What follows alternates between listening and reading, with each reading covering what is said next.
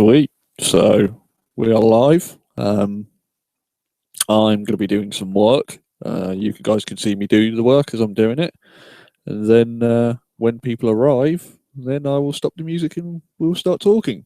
So till then, you can watch me work. Enjoy the music. I'll have some music in the background as I'm doing it, so you can actually see the work as I'm going on. So I'll see you in a minute.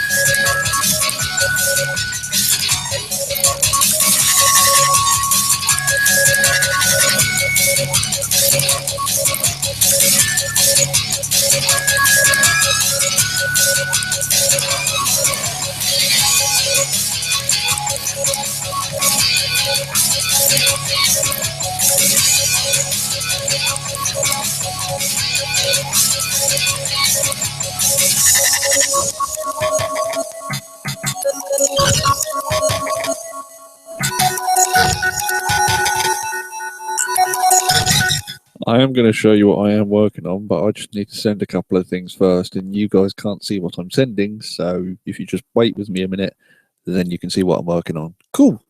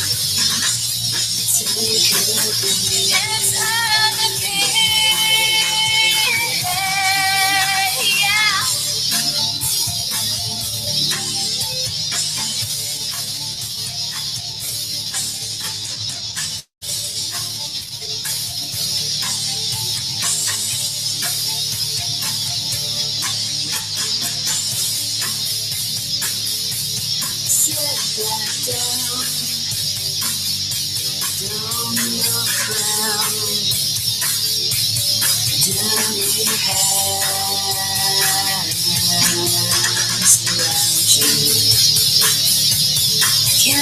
see what I see? Heaven's me.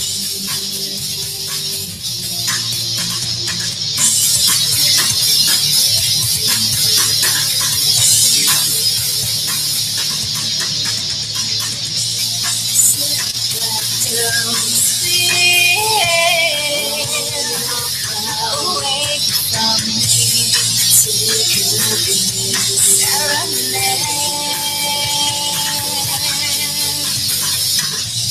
Sit back down, feel away from me. Take a beat. Eternity. It's eternity.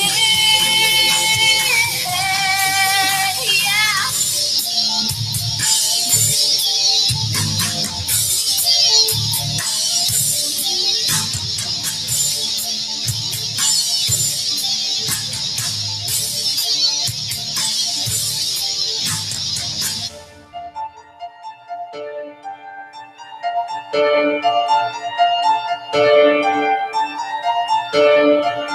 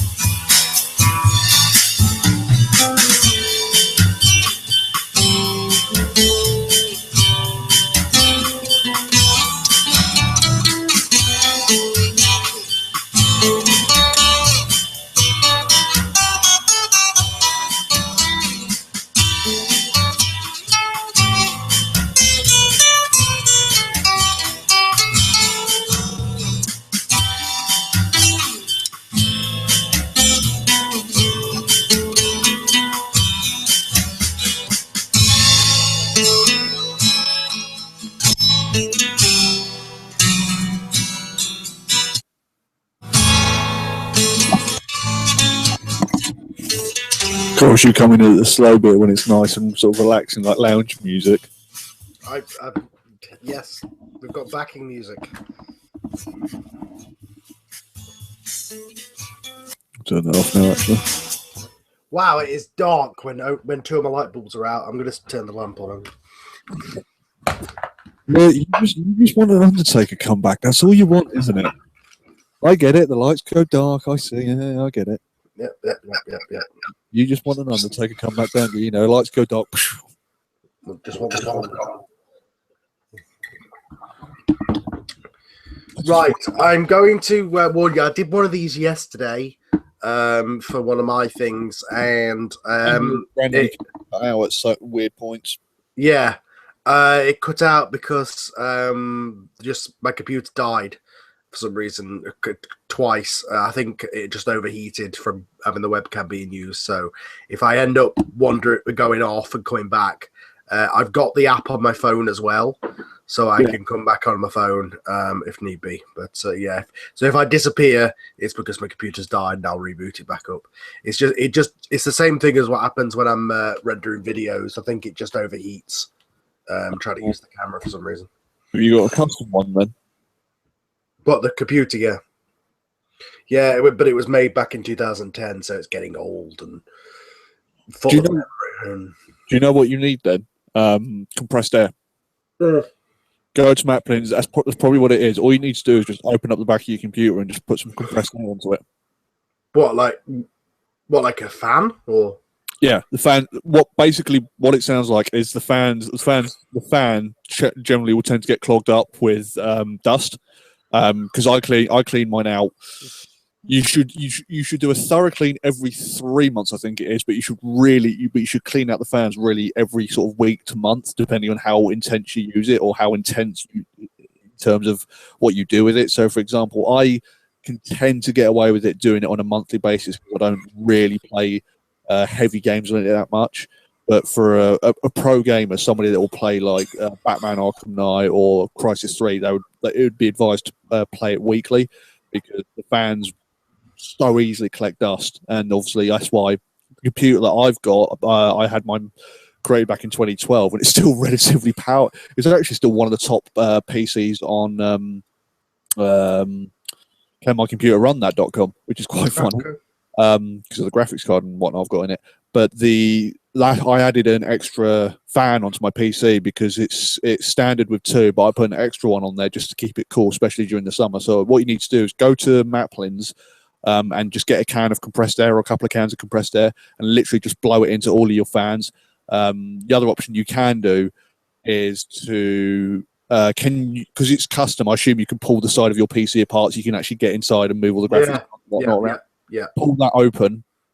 And then what you need to do is you can get like one of those hand vacuum cleaners or even a regular vacuum cleaner, but make sure you've got the brush attachment on there and just lightly go over the fans of each with the brush just to try and pick up as much as it is. Because a lot of why your computer will be overheating will be the dust.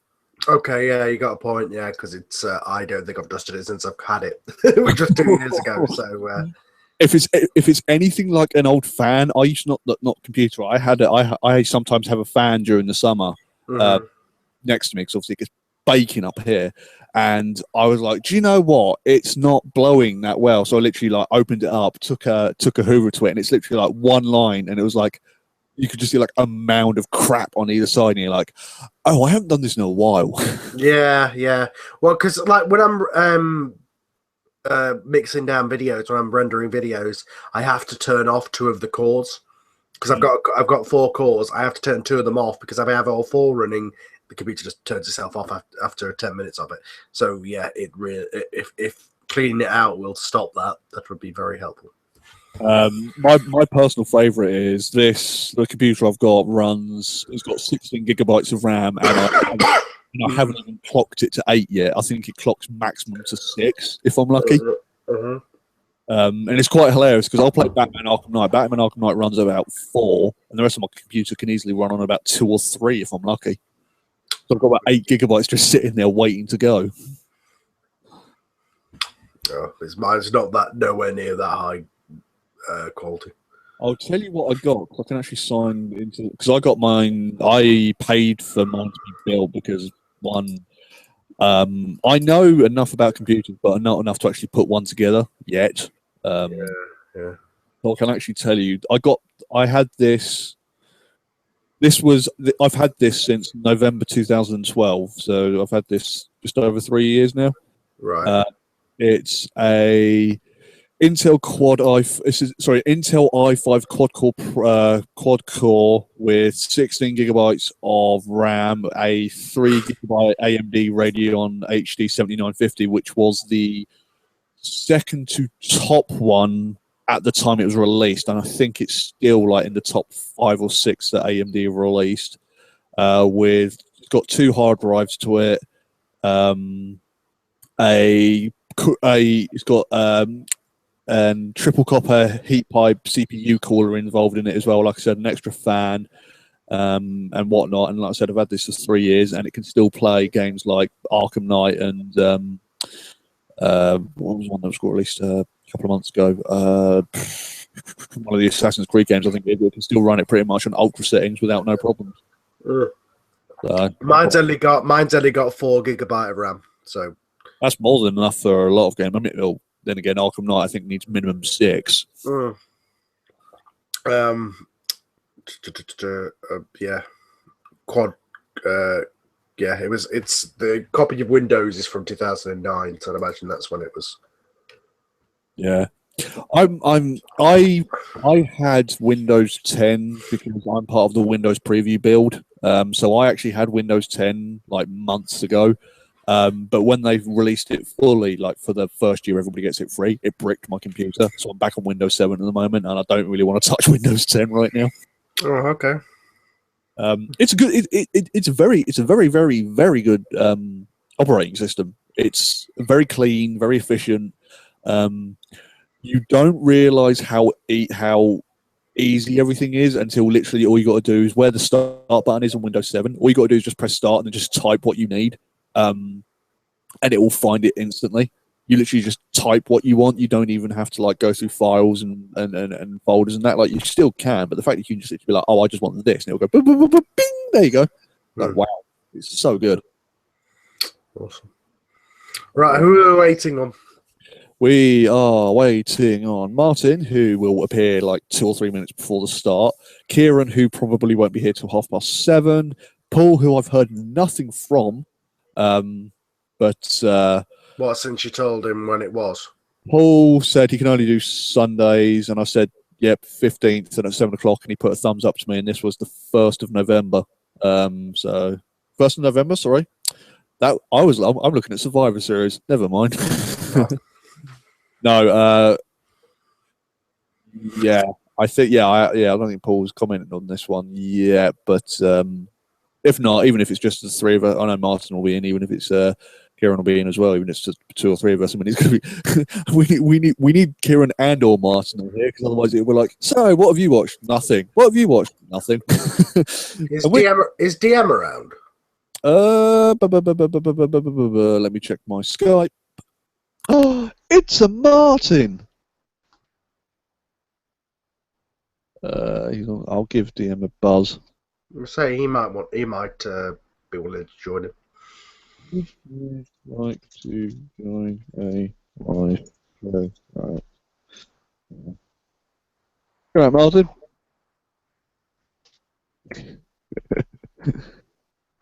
Obviously not. No, just wait. It's either Martin's got himself on mute and he's shouting at his computer right now, or something's going on and he hasn't put his headphones on, so we could say whatever we want to Martin right now and he wouldn't hear. Oh, okay. Well, I don't know him, so I can't say anything. You can just call me a cunt, that's fine. You're right, Martin. Hello. I've actually been sitting here just doing some write-ups, as I said. Like, one of the write-ups I've been doing is I'm actually been going through trying to figure out what my top 10 and bottom 10 video games last year was. I'm quite surprised. I actually can't think of many good games that came out last year that I played. Think about it, last year was a bit of a crap year when you think about it. Yeah, wasn't that great? I'm not gonna lie, I haven't played many games this year, just in general. But the one Arkham was very good. That's probably about it. I haven't. Battlefront was. Yeah. It's good for what it is, but what it is isn't very much, and some of the business practices behind it are terrible. Battlefront really is like, you know what Battlefront reminds me of? It's because it's made by DICE. It's basically like this would have been the next Battlefield game, Mhm. but it's called Battlefront, and they basically gave what would have been the next Battlefield game to a third-party development team. Yeah, it looks incredible. The visuals are incredible, and the actual gameplay is fun and all that stuff. It's just limited. The fact also that whereas games like Evolve publicly came out and said, look, yes, whilst there is a single player, like it is multiplayer.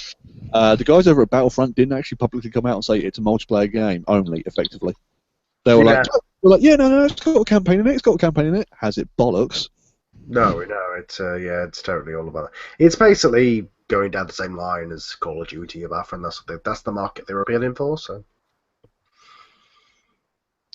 I'm trying to think of best games of 2015. Now you've said it, I hadn't given any thought to it whatsoever, and now trying to think back to games I actually enjoyed. There was very few that I was really into. I was beginning to think I was going off video games, but I think it's just because there was just a massive waste of time for last year in terms of big games being released. The only big game that came out this year that really. Well, sorry, last year I should say. The only big game that came out last year that really, I think, held the hype. Yeah, I mean, it had problems, but it did hold the hype. Was Witcher 3. Witcher 3 was the only game that really held on. I don't know. Metal Gear Solid did quite a decent job of holding on. I heard that was good, but I've never played any of them. So the only thing I've heard, the only negative I've heard of Metal Gear Solid 5 apparently is the ending is apparently really bad. No, but I don't know if that's coming from people who like love the series to death and like anything other it's like the Mass Effect thing, like anything other than this would not work, if you know what I mean. Yeah, there's two endings, so like once you've completed it once, you actually carry on to get the proper ending. And I think a lot of people got the original ending and were like, that's shit, I'm not playing anymore. But if you actually carry on to the proper ending. That's exactly what they did with Arkham Knight as well. Yeah, it is. Except I think a lot of people were more willing to carry on playing Arkham Knight for some reason than they were with Metal Gear. Yeah, I say Arkham was the best game I played this year, but my thing was very limited as to ones I actually played, and even that one, I enjoyed the majority of it, but the tank mode got fucking annoying. When you're doing like stealth modes when you're like stealthing and hiding behind buildings in a tank. I was like, what the hell is this? Like, why am I doing the Predator mode in a tank? We actually done a review about, I think it was about 2 or 3 weeks after Arkham Knight came out, when we sort of, it was Martin, Kieran and me basically talked about the entire Batman series, of the Arkham series is itself. And when we got to Arkham Knight, Martin and me both agreed on 2 points. Number one, the tank missions, whilst effective, ruined the flow of the game because the game didn't become a Batman game with tanks. It became a tank game with Batman in it. Yeah, like driving the Batmobile was fun, but I didn't need it to turn into a tank. And the tank modes, why fun at first, just got boring, weren't really Batman-y, and then they just started forcing their way into the main story. And then again, once you got to the point where you were hiding from those big Cobra tanks, and you were literally like doing what Batman does. When he's been like a ninja but in a tank, it's like, this is ridiculous. You're not hiding in a tank. What? The other point that Martin and we both agreed on, and this is something you can. There's actually 2 points. It's actually quite funny. Number one, where Martin and we done a video game show. I think it was back in March of 2014 when they initially announced like it's going to be the Arkham Knight. This is the final. Yeah. And they announced and Batman's foe in this game is going to be it was going to be an enemy, going to be somebody that he knew, and you can actually hear on the show. I think it was on the show that we had Jeremy on, and Martin actually said on that show, "I bet you it's Jason Todd." Like even before anything had been announced, he was like, "I bet you it's Jason Todd." Oh yeah. anybody who'd ever watched Under the Red Hood or knows anything about Death in the Family, it's the fact that they were coming out and going, no, it's a new original character, and then he took it and then it was like, oh no, it's just Jason Todd. Okay. It's not only that, but if you actually look at like if you look at the lineage in the last like year and a half of the actual Arkham comics, like all they were talking about was it's the Arkham Knight, it's Jason Todd, it's this, it's that, and we get to the game, and my biggest problem with the game, and I know Martin agreed with this, is the fact, like, I understand obviously it does have its niche audience in kind of the whole point of the Batman game is it's supposed to be, sort of kind of a wink and a nod, like, look, we know you're a Batman fan here. But I felt that Arkham Knight spent 7 hours smacking Batman fans over the head, going, "It's Jason Todd, you fucking idiots." Well, yeah, when it got to the point of you were seeing him being murdered by the Joker, I was like, yeah. For me, I guessed it straight away. I thought it was him before it came out. It reminded me a lot of when Into Darkness came out, when they were going, "It's not Khan, it's not Khan." It's like, you fucking shut up, it's Khan. Whenever it's not what they say, it's who they say. Yeah, exactly. And in the movie, Benedict Cumberbatch is like, "My name is Khan," and everybody went, "Yeah, no shit." It was kind of the same thing with that, and I think the original version, and then obviously the animated movie they made of it, which was actually better than the original comic version, which is a rare thing. The Under the Red Hood movie was so good.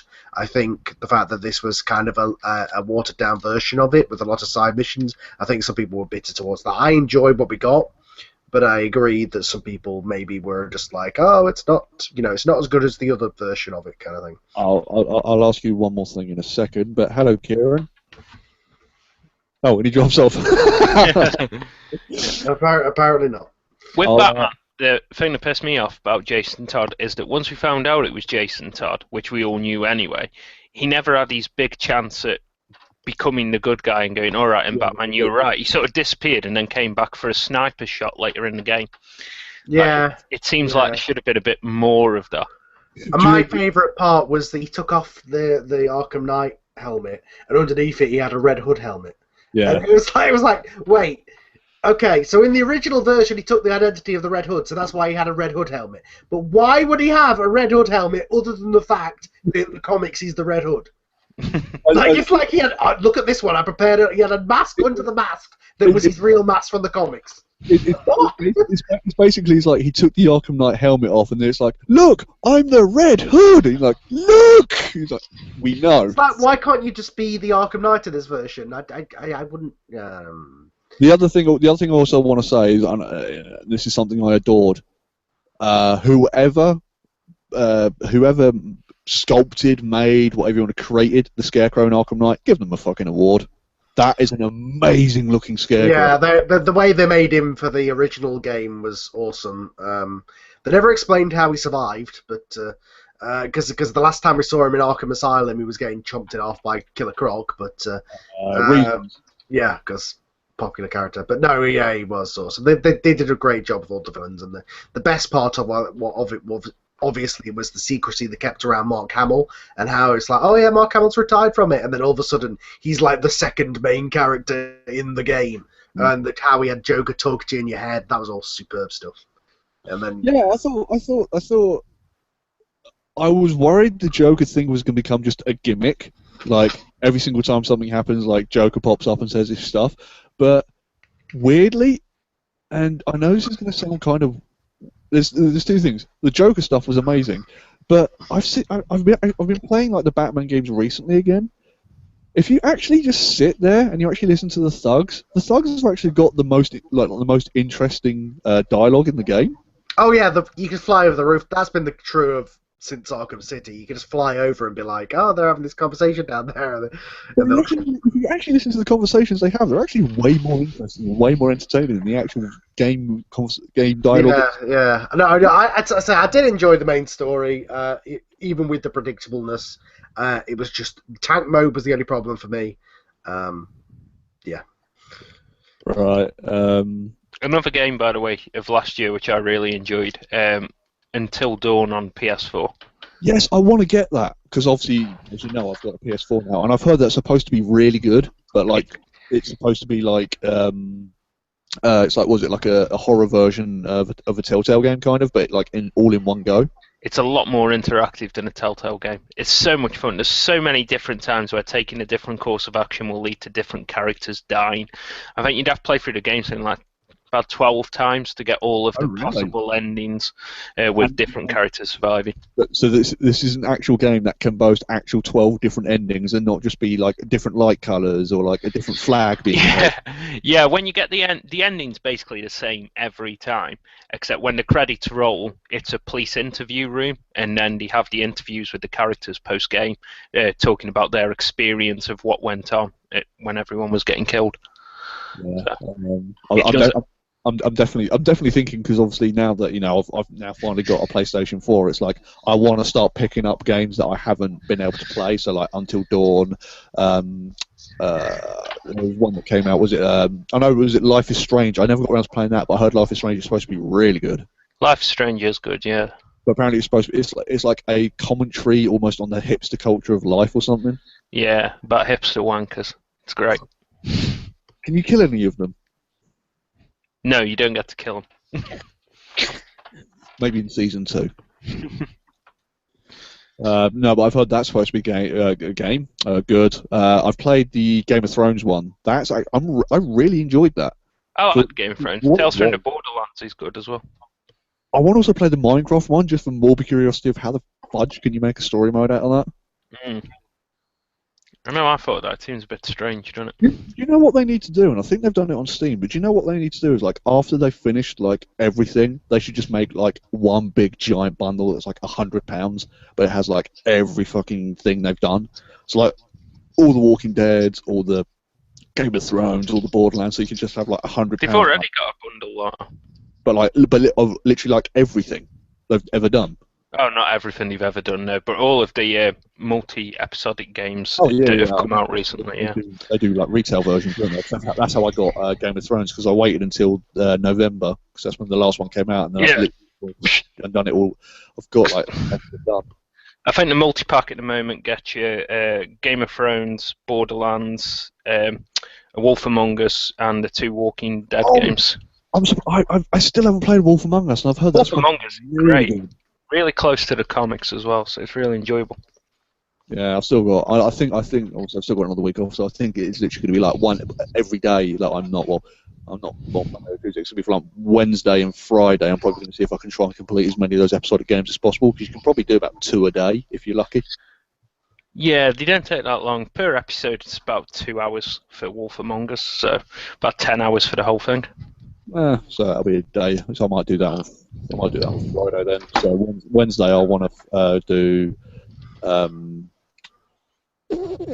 something else. Something I said about. I don't know what I mean. I'll just watch this back and be like, that's what I meant. Life is strange. Did you get in touch with him? Yeah, no reply. Oh, okay. Is he not online on Skype?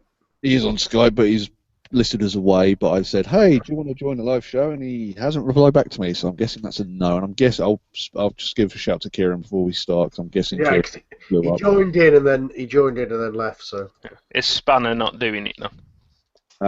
Haven't heard anything from him in a while. Yeah, he always says he's going to do something, and never actually does it. Oh well. Right, yeah. He's a pain in the arse anyway. Last time I had him on a show, he got told off by his dad while he was talking. Nice. Whatever happened to Jason? And didn't you used to do shows with those guys? Jason, I actually haven't heard from in about a year. Like, he randomly appears on my Facebook and comments and stuff, but I haven't actually heard from him properly in about a year and a half. So. Right. It feels much like was it like Survivor Series? I think it is, Martin. When we done it with Justin, there was like 1 or 2 matches announced. Like it's happened again. Like I think we know kind of where like shit is going, but it's like having only 2 announced makes it kind of funny. Right, it's kind of because they put the 2 main events into one match, so everything else is just filler. Yeah. I mean, we know obviously they're all going to be doing double duty, so obviously there's probably going to be like a tag title match. Then then obviously they're going to go into the Rumble itself. Yeah, but like the olden days, everybody's injured. Woo! Unless they're going to just have all of NXT there. I just literally, I just want to see the. Oh, Kieran's back. I just want to see that kind of thing where they literally just be like, you know, they're having a meeting, going, right, what we're going to do on this week's Raw? We're going to do this, and then somebody literally runs in with a piece of paper, and this guy's injured. Oh, for fuck's sake! Right, it's a backup plan. We're going to go with this guy, and he's injured. Fuck. No, you know what it is. You know when they do the Las Vegas Raw with like the spin the wheel, make the deal thing. They literally just go spin and go. And injured this week is Randy Orton. Well, yeah, but I don't think he was ever in their major plans. But yeah, I mean, like on the spin the wheel, like John Cena's got like the smallest slither, and like the one time they do it, it's the same guy at the same time. That Vince McMahon just looks at the guy and goes, "Look, you're just fired. Get out." That's how JTG got fired. No, JCG got fired because they were like, "We're still paying him." Somebody finally looked at the budget. They actually looked at the budget, going, "Well, no, that's the beer budget. No, that's JTG's contract." Well, okay. Right, Kieran, are you there? Are you gone? Are you blown up? What's going on? I think he's freezing. Let it All I can see is kind of a blurry Yeah. image. Frozen. Right. Okay. Well, I'll start anyway, and then if Kieran jumps back in, he'll probably scream and be like, "Yep, Kieran's here." Right. Hello, everybody, and welcome to the Monster Madness Radio preview of the 2016 Royal Rumble show. This is the first podcast we have done, or the first podcast we have done live since the I want to say Survivor Series preview show, actually. Yeah, it was. Yeah, it was because obviously I double dutied that day, and then on the Let's Watch of the Brazilian Grand Prix earlier in the day. So this is the first show we have done live since the Survivor Series preview show, and you can probably listen back to the Survivor Series preview show, and probably Martin and me were having all these great ideas of like, this is what's going to happen at the Royal Rumble, and this person's going to be here, and this person's going to be here. And, well, we'll get to it in a minute, where basically everybody thought that could be here at the Royal Rumble is now not here because they're injured or missing or they're not going to appear or something's gone up. But, hey, that's how life goes. I mean, it's like 2007 again, but rather than it being post-WrestleMania, it's pre-WrestleMania. Hey! Yeah. Interesting road to WrestleMania, so to speak. But I am not alone, as I am joined also by the man who, as I said in Survivor Series, has been on every single pay-per-view preview show, bar one, Mr. Martin Lucelli. Hello. I am joined by, hopefully if he's back, and I think he's given up on the video, I think he's going voice only, Mr. Kieran.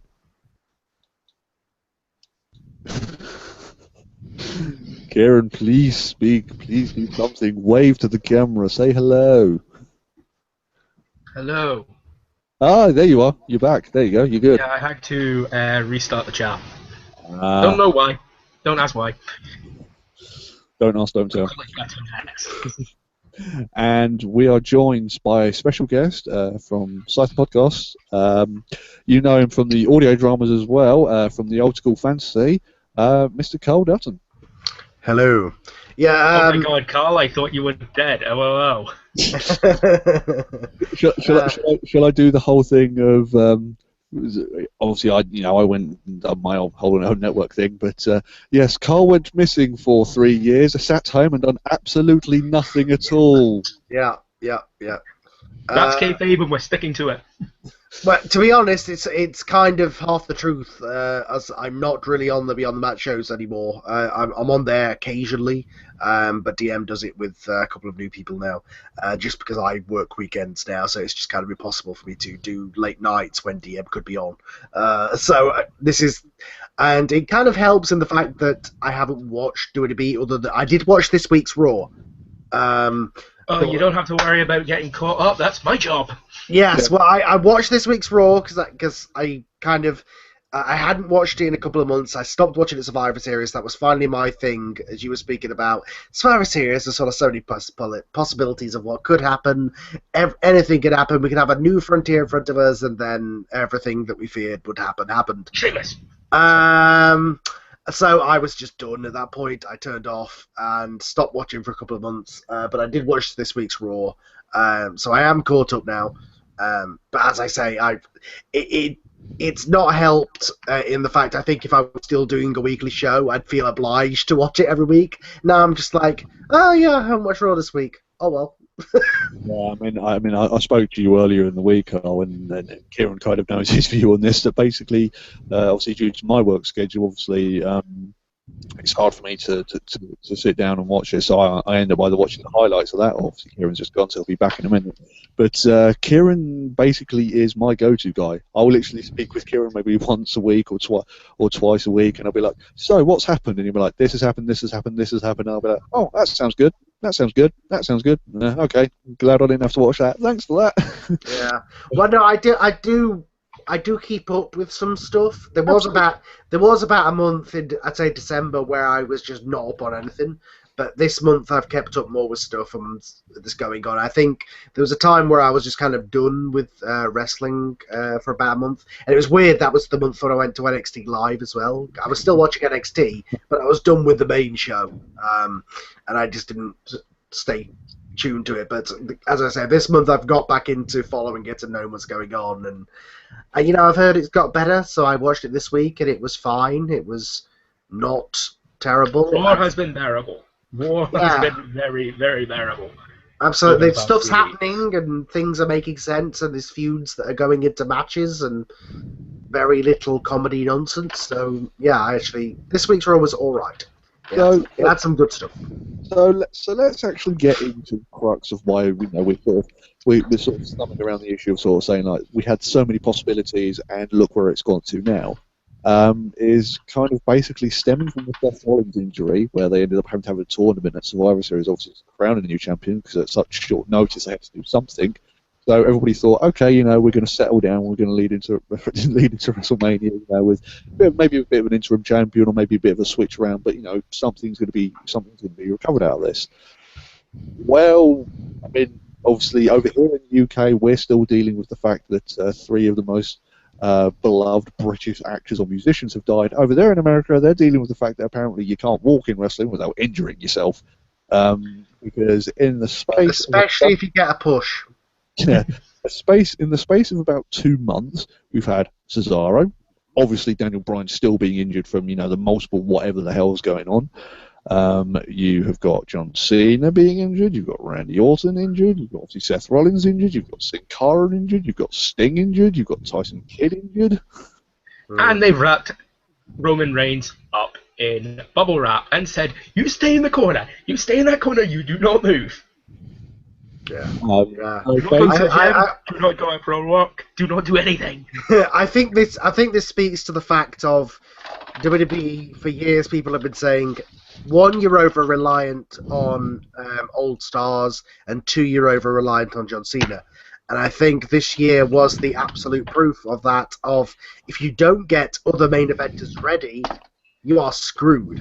And luckily they did try. This year they did, and Seth Rollins got it. The one they did, Seth Rollins got injured. The other one they built, obviously, is building up for Roman Reigns, but who nobody wanted. But I think they've put all those eggs in the Roman Reigns basket now, because if Roman Reigns gets injured now, they are fucked. They have absolutely no main event whatsoever. I'm going to look at this from a business standpoint, from a professional standpoint. They do too many shows a year. They do. Well, yeah, I agree. They do a year. They do too many shows a week. Now let's look at this. Let's look at this back in areas like 2002, all the way up to the point where they stopped doing the brand split. There was never this many injuries, and even if there were, you had guys who could cover it. Back then, obviously, again, you should probably look at the business standpoint of the fact that the Raw and SmackDown were also on different networks as well, so there was that competition of let's get the biggest rating on that network. Then you've got to look at the standpoint, obviously, if the rumours are true that Vince always wanted competition, which is why he created his own brand, so he had his own competition against himself, because whatever. You have all because of the fact that they failed with WCW. And you have all of these factors, and I think also the reason as well is you've got to look at the time that You know, they had 90, 100 wrestlers on the market. Ring of Honor didn't exist, TNA didn't exist. There was no independent scene as such because WWE owned it all. So they kind of had to sort of make the talent because they had no choice but to make the talent. And they kind of lucked out because obviously, you know, they had all the ex-WCW talent. So they had people like Booker T and Benoit and Eddie Guerrero and Rey Mysterio had all this influx of talent who had a base that people watched. Whereas nowadays, I mean, there is obviously a lot more internet-based stuff in terms of, you know, you can search on the internet for Tyler Black or for Dean Ambrose. Dean Ambrose or Chris Hero or, you know, all these, you know, when they were called, you know, John Moxley, obviously, which was Dean Ambrose, but, you know, all these people, what they were used to be called. So there is this Bible sort of, you can see what they do, but there is still this notion of they're going to WWE, and, you know, if you don't know who they are, you look at it and go, well, that's just a dude with black hair, or that's just a dude with a tattoo on his shoulder, and that's kind of how they're treating you. But at the same time, this comes into the failure of WWE to make new stars. Because let's look at the young talent that they could have had at some point. Drew Galloway, who's potentially probably the biggest face in TNA right now and probably the biggest name on the independent circuit in the UK. Yeah. He didn't get a shot. They ran with it for a few months. They didn't think it was getting over, and they went, "We have to kill this because it's not working." No, you don't have to kill it. Just tweak it, which is what they've done with Roman Reigns this year. Because Roman Reigns has went from being John Cena light to being Daniel Bryan light. Both of them haven't worked, and now they've went and let Roman be himself. Now, granted, it's the same booking as the blooming Austin angle now, but it works. People wanted Roman Reigns to be an absolute legitimate badass, and to an extent now, he is. I think it's also, you've also got to look at it on the same lines as, obviously, it's always going to be the ultimate line that will be underlined. The ultimate thing that will always be say is obviously you've got to make talent. You've got to have talent to make talent, and that talent then has got to help the future of the business by helping create more talent. It's a cyclical cycle that just goes around and around and around and around. I get that, but I think is it also the case of we are still, if it is true, transitioning from this Vince era to this Triple H era? Because have you noticed that everything feels more like there's a reason as to why this is happening. There isn't a case of we have to stop because this is happening. There is a case of we're going to deal with this and we're going to go week to week and we're going to see how it progresses. And if it doesn't, like you said with the Roman Reigns character, they sort of tweaked it. Is it just me, or is there a feeling now that there is this case of rather than just trying to go balls to the walls and if it doesn't work, completely swap it? It is now a case of, like you said, the whole show feels just... But the whole point is now they don't have a choice. They have to tweak things. It wasn't... If guys like Cena, guys like Orton, if they were still there, do you think Vince would have any hesitation about saying, right, it's not working, we need to get the title on Cena, we need to get the title on a heel Randy Orton now. We have to do it now. So even though this is obviously the worst possible thing in terms of a company for them, in terms of a business, in terms of immediate money making for them, is this also the best thing for them because it shows the weakness in the arm? I completely agree. This has been the best point in time for WWE in terms of we need to open our eyes and realize things. I said it to you earlier this week, and I've said it multiple times. Could you imagine what would have happened if they had stuck to their guns and they had pushed Dolph Ziggler as a top face last year? Coming out of Survivor Series, imagine how hot he was coming out of Survivor Series. With Soul Survivor in the Survivor Series match, TLC has an incredible match against Luke Harper. He could have had a big run in the Rumble, moving all the way up to WrestleMania, and he could have had a big push. At this point this year, you could have had both Roman Reigns, because Vince had to have Roman Reigns, and Dolph Ziggler as a big face. Would that have worked, though? Would it have worked? Bearing in mind that before now, they have given Dolph Ziggler a push before, and they have taken him towards the main event. I know they fucked him up sometimes, like made him cut his hair and dye it black and all sorts of nonsense. But before now, they've given him a push, and consistently, Dolph Ziggler has proved that he's overrated by a majority of fans, and while he can deliver a good match and he can put a guy over, his promos are borderline nonsensical and stupid, and Right. people Well, stop let's look at it- believing in let's him when look he at it gets this towards way. the main event. Let's look at it this way. When he won that title after WrestleMania, people freaking couldn't believe it because they actually pulled the trigger. Because this was at around about the same time that you put the briefcase on. It was Sandow, wasn't it? Sandow was the first guy to fail to cash in. Everybody thought that Ziggler was going to be the first guy to fail. Didn't they have to give Ziggler the belt because Del Rio's leg was injured or something like that? They had to jump up to him. No, I thought Cena Del was Rio the never first took him guy who off. failed. It was Cena who was the first guy to fail because he made a Also, big he deal. was. Yeah, because that was another title that he had to have. But to be fair, Cena won the match. He just failed to win the title. Yeah. Sandow was the first guy to out and out lose. But this was the point. Ziggler's title reign could have been a good thing. The problem was Jack Swagger kicking a ladder in his head. And I will forever hold that against Jack Swagger. It's the legitimate reason why anytime I see Jack Swagger anywhere near somebody who's going to be getting a push, I'm like, please do not kill him, please do not kill him, please do not kill him. Although, Because to he be did it- fair, you don't have to worry about that much these days. He's never on TV anymore. Well, to be fair, he did the same thing to what was it, earlier this year to Barrett? Or was it last year to Barrett? Last year to Barrett, yeah. He dislocated Barrett's shoulder. Basically, your problems with Jack Swagger is the same problems I have with Timo Glock to Lewis Hamilton. If he didn't let Lewis pass him, Lewis wouldn't have been champion in 2008. That's still my thing. So let's look at let's look at the roster right now. You have Roman Reigns on top, and fair enough, he should be on top just now. Mainly because of the fact if he didn't get on top by this point, no one would have believed in it. And from what I saw on Monday, they've definitely corrected the course with that character. I think Yes. the problem that what they did with him and why people turned on him and why he wasn't over. I mean, some of it is look, it's the guy they're pushing and it's not the indie favourite, blah, blah, blah. There's some of that, definitely. But I think a lot of it is exactly what happened with Diesel back in the day, what happened with Cena, what happened with every guy they turned face and try and make a top face was they somehow get rid of the character that they got over with and start making them into like a funny guy who tells jokes and cuts funny promos and tries to turn them into because Cena that was or The the Rock. thing with that was the thing with Reigns when he was part of the Shield. He wasn't a guy who cracked jokes. He wasn't a guy. He was the silent one. He was the silent. I will punch you in the face. I will spear you to death, and you can't do anything about it. That's but why then they he had him hired us. coming out and doing comedy promos. I'm like, why?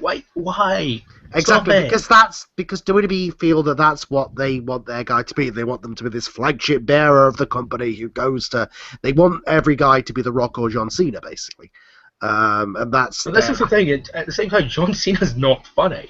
At points he I know, can be. I know, but they But- think he is. And they see him as this kind of corporate, harmless Mickey Mouse figure, which is what they want Roman Reigns to be. Triple H's Roman Reigns got over as a badass, but it's the equivalent of when Stone Cold turned face in '98. If all of a sudden he started coming out waving the American flag and kissing babies, that's essentially what they did to Roman Reigns, and that's why the crowd turned on him. But they have corrected the course over the last year and made him more of a badass. Tater tots aside. Tater tots aside. Yeah. It is true. It is true. Tater tots are aside. And I think the problem with the roster is definitely the fact of, I think you can tell the difference. Even the people that they bring in, they send them all down to NXT to become their versions, their refined thing. And I think when you're getting all of your stars from your farm league, everything looks the same. And I think a lot of some of the guys they bring in, they try and vary it up and change their style to match the WWE style. But I think a lot of guys lose their uniqueness, and if it's a case of somebody who's been trained in that system, everybody comes out cookie cutter, everybody comes out the same, and it's all kind of this homogenized corporate product, and that's what people are bored by. Whereas wrestling used to be the Wild West, it's now corporate America, and I think that's what has turned people off to it. See, I think WWE moving away from that now. Basically, since they've installed NXT, I think they've moved away from that drastically. When they used to have FCW, no doubt everyone went to FCW, came out exactly the same. Alberto Del Rio went there, and when he used to be wrestling as Dos Caras Jr. in Mexico, he was a fantastic wrestler. He went to WWE's training in FCW before he made his debut, came up as Alberto Del Rio.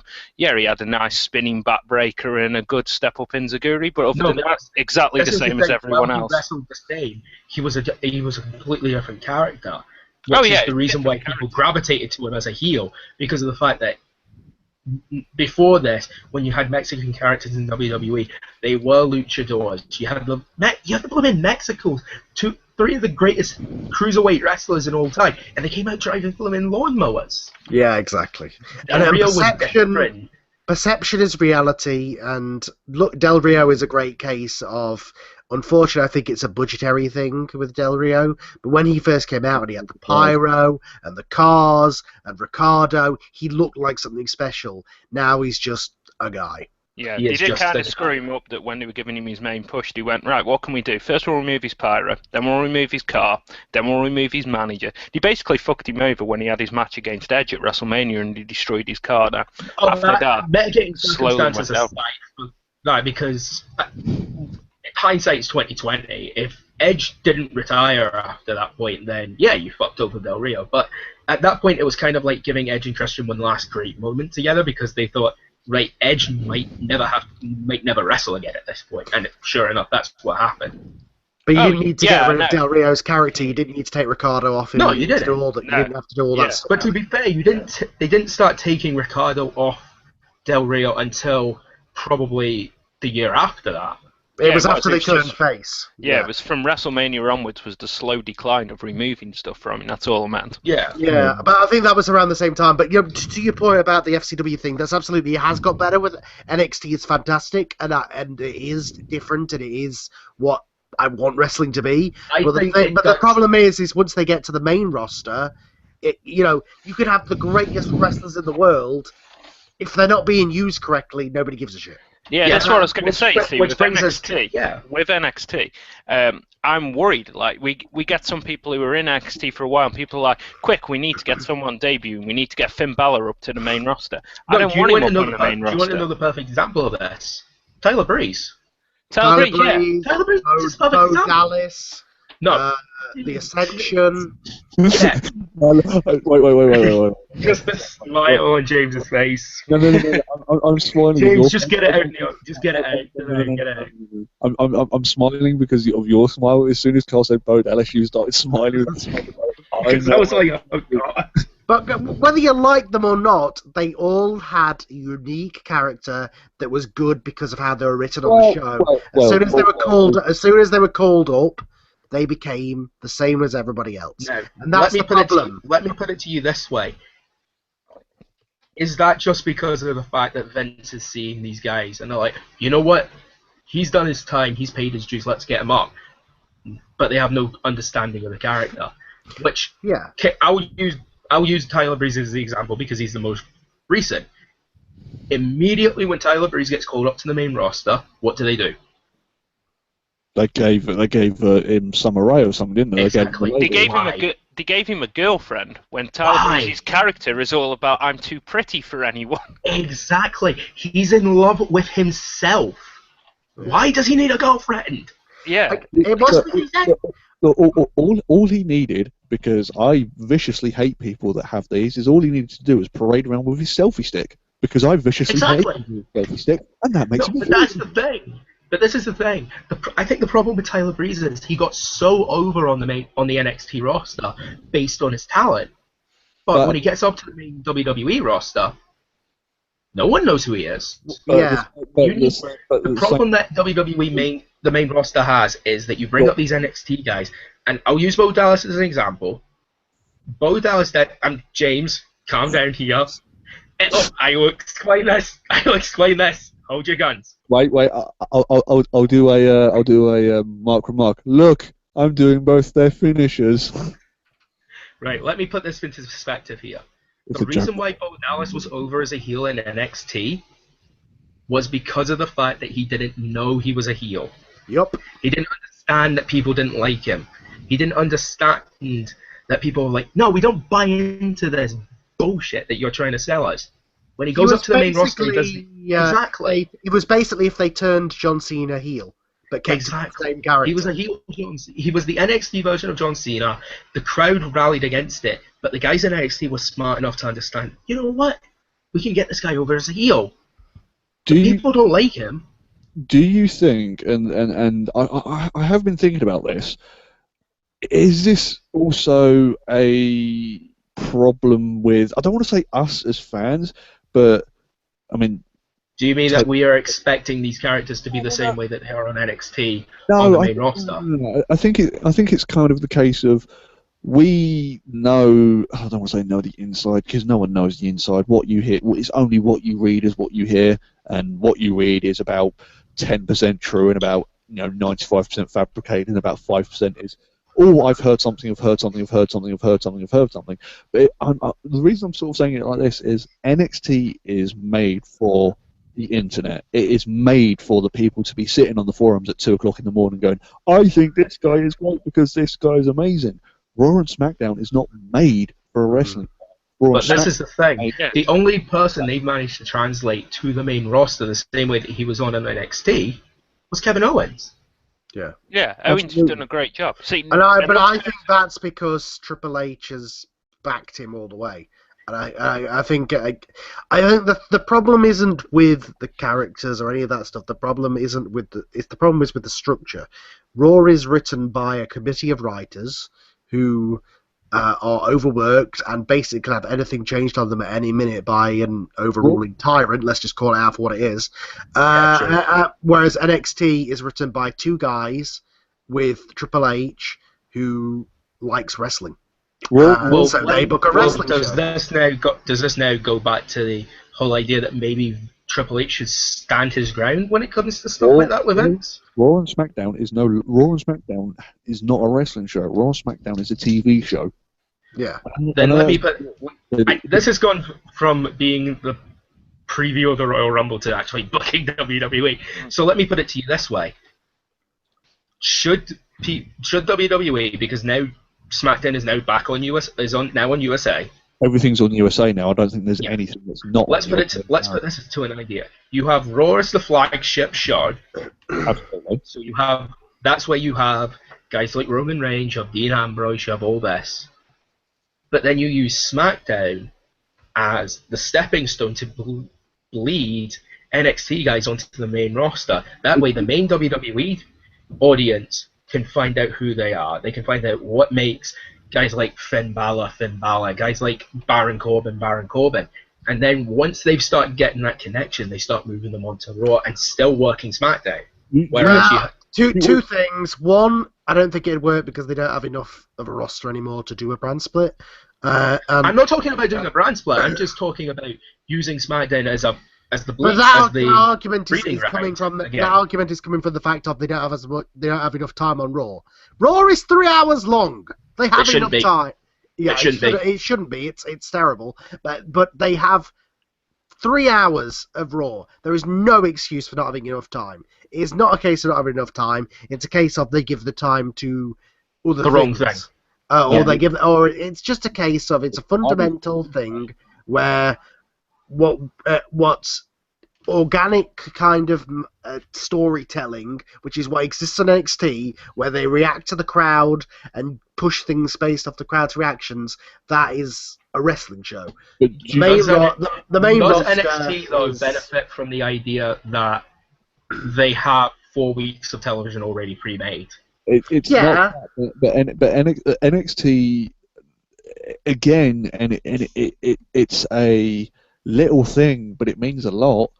NXT really grows positively from what it is in terms of there's only 500 or 1,000 seats in the arena, and it's a very small, very intimate, very close. Like you can see them, if you know what I mean. Like you can actually see like their shoelaces and actually like the cotton on the end of the laces kind of thing. It's very intimate. With WWE, it's a 15,000 seat arena, and it's very this is the line. You do not cross this line. this is this is for people who are performing. This is for the fans. There is a very strict kind of this is how far you go. So NXT is for a niche audience, but the main roster is for what the bigger WWE did, and I think this was intentional, was they basically made their own ECW. Absolutely. Yes, they did. And so what they're doing by that, and I guarantee this is deliberate, and all these complaints that we're having about the characters and stuff, this is exactly what WWE did. They created this show to be their own ECW so that they could have a show to get us to buy the network to watch NXT, while at the same time having Raw and SmackDown to get the kids to buy the network. So what they're doing is they're satisfying every demographic with different shows. What would have happened if ECW appealing to every demographic and satisfying nearly no one? What would have happened if ECW ended up on CNN, I assume, is what you're sort of coming out of this, because obviously if ECW, whether or not you agree with what you hear from the rise and fall of ECW, is if ECW was on CNN, ECW would still be here today. No, it wouldn't. No. We know that. CNN is what killed them. But if TNM had given them a good deal where they were paying them for the airtime and all, but that's a fantasy universe. But the other thing is that Heyman's also said that it wasn't just the TNN deal; it was the fact that the pay-per-view providers screwed them. They wouldn't give them the money. In fact, there was no advertisement, or the advertisements you would be getting were like 3 o'clock on a Wednesday morning. Exactly. It was also the fact that they wouldn't give. I shouldn't have bought it. Different story. Money for the last pay-per-view. They could have kept going for another wee while. They could have gotten to the next pay-per-view. Yeah, NXT is basically WWE.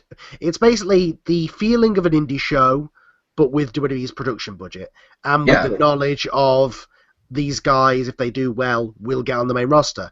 I mean, it's just like ECW was back in 1999 when it was kind of the unofficial farm league to WWE because Vince was paying them behind the scenes.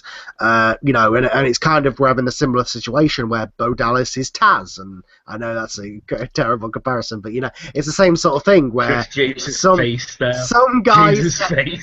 some guys get called up. Kevin Owens is the equivalent of the Dudley Boys, where some guys get called up and get used correctly, and some guys are Taz. And they get brought up because they've got a buzz around them, and then they get complete.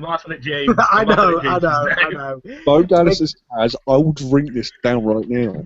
No, look, that's my nearest comparison. I'll compare him to Tyler Breeze if you want. Also, I know Tyler Breeze is probably the better scenario there. Yeah, a case of a guy who had a buzz around him. They brought him up because of it, and then they had no idea what to do with him because the people who created that character, including Tyler Breeze himself, is not involved in the creative process. And I think that's a huge part of it that we don't really bring up. Is that down in NXT, the wrestlers help book their characters, which is the reason why. And going into another scenario, this is the reason why the Divas Revolution has fallen on its ass. Exactly. Because you've just brought up the 3 most influential women in NXT. Why should anybody care? Yeah, like it's a case of they were over because of they were given the matches, the storytelling, the time. Whereas it doesn't matter. That could be the 3 best women wrestlers in the world, but if you don't give them a storyline, nobody's going to care.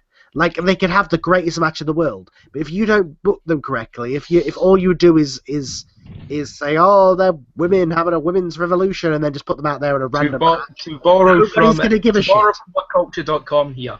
Out come the women, WWE say. Here they are. Aren't they magnificent? No, because you've not given us a reason to think that. Because the first week you're like, oh, look, good women's wrestling. And then the second week you're like, oh, they're still pushing Nikki Bella. Third week, to be fair, they're still wrestling. They're still having the same matches. And then the fourth week you're like, okay, I don't care anymore. They just kept having the same matches over and over again. Just got bored. So. We obviously are in Tangent City, so let's slowly move it back to the Royal Rumble itself. No, don't a sec. Hang on. I think this is all. I've got a couple of things to say here, right? I think this is all first of all, the women's wrestling. Martin's got stuff written down right now, like point number 1. 18 years ago, you said this. Right. No. To be fair to Nikki Bella, she did work hard in getting over Charlotte. She worked quite well. Charlotte actually looked out of her league against Nikki Bella in some instances. It made Charlotte look green. Yeah. But the main thing thing that was wrong with the Divas Revolution wasn't so much that everything was exactly the same. It was the fact that the reason why the Divas Revolution was caused was because everybody wanted to see divas actually wrestle. People wanted to see good women's wrestling, which is what we were getting in NXT. We got told we were going to get it in WWE. Except instead of the Divas Revolution focusing on people who actually matter and who are actually good in the ring, such as Sasha Banks, who is vanished and gone away, and Becky Lynch. No, Sasha's injured. I know she's injured now, but since the Divas Revolution started, she was hardly ever there. They never focused on her as one of the main three women. She was just sort of there a little bit and occasionally popping up. This is what I've said to people. She should never have been lumped with Naomi and Tamina. She shouldn't. She should have Well, been that entire She thing. could have at least been the leader instead of it being. No, that entire Naomi. thing, making it the team thing in the first place, was a complete mistake. Yeah, and the other mistake. The reason it's got back on track a bit now is that they finally got. The reason the crowds are starting to care a bit more is because they finally got back to feuding over the title and Well, let's put it this way: had they decided instead of having Alicia Fox, Naomi, and Tamina in there, what would have happened if, for example, you had the Bella twins? I'm not talking about factions here. Just like have the Bellas against Paige and Becky, who are best friends, and then you have Charlotte and Sasha. It would have been a lot less convoluted having tag teams. It would have been a lot less convoluted. You would have had. It would have been streamlined because you wouldn't have had Sasha being a third wheel as part of a third wheel tag team. You would have had Sasha and Charlotte coming out and saying, "Hang on, we put on blooming the best matches in NXT. This is why we're together." Can somebody tell me why she was with that team, other than the fact that she's a coloured lady? That's probably the reason why. I can't think of any other. Yeah, it's because she's black. It's like she came out and was like, "Oh look, the black women, I'll join them." Then. We're playing the race card here, people. That's what's happening here. Yeah, if you debut on the main roster as a male and you are black, you will win the tag titles with Kofi So what Kingston. we're saying is that it happens every time, and now it's happening with the women. Are we now saying that Team Bad are the female nation of domination? Is that what we're saying? Well, didn't Bad stand for Black and Dangerous originally? No, it was beautiful. It was best at dominating originally, and then it turned into. Leave it alone. I am gonna make this point now. They did say that Team Bad stands for Move on. It's fucking dangerous. Move on. He's thinking of he is thinking of the original name for PCB, which was like Team Submission Sorority or something. That was apparently a porn film. That's the one they changed. And I know obviously PCB. It's very close to PCP. Yeah. Just the entire team thing was a mistake. Here's what the biggest mistake. Hang on, let me just finish. The biggest mistake with the women was that, like I said, everyone wanted to see this women's revolution. Everyone wanted to see women's wrestling. When it came to the main roster, who were the people who got credited for it? It was Nikki Bella on Twitter always saying, "This is what we always wanted," and Stephanie McMahon, who kept coming out going, "Oh, the Diva's brilliant. Look at me. Look at what I've done." Now, because the majority of that's partly down to a McMahon family trait of, I have to get credit for something that everybody else does. That's what Vince does. Definitely. And the main core audience of WWE, you've got 4.5 million people, well, it's about 3.5 now if you're lucky, watching the main Raw show, and you've only got 1 million people watching NXT. Even if that entire 1 million cross over, you've still got 2.5 million people who do not know who these ladies are. So when you've got someone who's on TV every week saying, "This is my idea," they're going to go, "Oh, it must be her idea because I don't know who the hell this person is." And WWE never did anything to say. But at the same time, that 1 million can cause that 2 million to change their mind.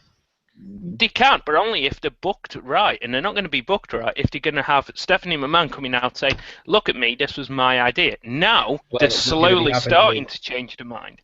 But it's because they've changed how it's been booked. Well, let's also not forget that a big part of that was them trying to spy AJ.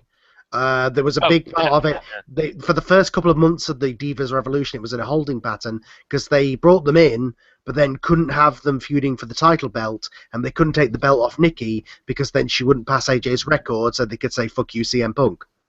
Yeah, their bitterness and childlike attitude did kind of screw him over a little bit. But a lot of it does kind of point out towards one of my main problems with NXT guys coming up to the main WWE roster, and that is that when they're on the main, when they're on NXT, it's like being in theatre. You play to the people at the back of the crowd, and in NXT, the back of the crowd is 500 to 1,000 people back. It's like 25 rows. It's not all that bad. You can do something in the ring, just a little tiny facial expression, and they'll pick it up at the back of the crowd, and everyone will be into it. Everyone will love it, just like they do in indie wrestling venues around the world.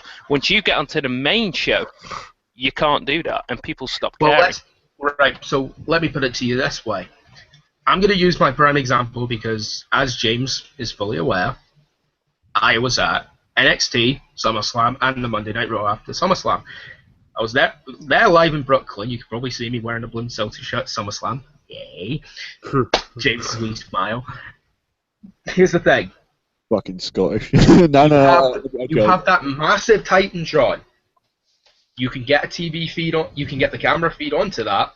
Yep. Why don't you use it? They used to. They don't do it anymore. So, yeah, they used to have it up, and then this little bit of facial expression, like Randy Orton doing a head tilt. They used to be able to pick that up. They used to go, right, get that or make sure that the monitor catches that head tilt, and people went nuts because they went, oh, there's something going on in Randy's head. I think they don't do it. I think part of the problem also as well is when you think about it, anytime they do a surprise entrance or a surprise return, everybody's face is pointing towards the screen because that's the one you can watch. So it's like, we're going to do a surprise return, and everyone's already going, yeah, we can see them already coming out. Yeah. Well, I mean, there was the TV, filming it for TV and doing the match for TV has always been a thing with WWE. But I think the other thing that's just kind of a problem is that WWE just, I think they just they can't commit. Here's what they should have done with the Women's Revolution. Even I did it there, but exactly, in my comment, I came out with what they should have done. What they should have done is basically do the Nexus, but with the women. They should have had the women come in, destroy the Divas title, rechristen the women's title, and call it the women's division as they were bringing women's wrestling back, and have them fight against the model Divas. Then people would care. And if you spend enough weeks telling people to care, they will care. But they just have to commit to it. You can't keep doing the same thing. It's going back to this point that we made about WWE not making new stars. It's that WWE conditioned us not to care about women's wrestling. Yeah.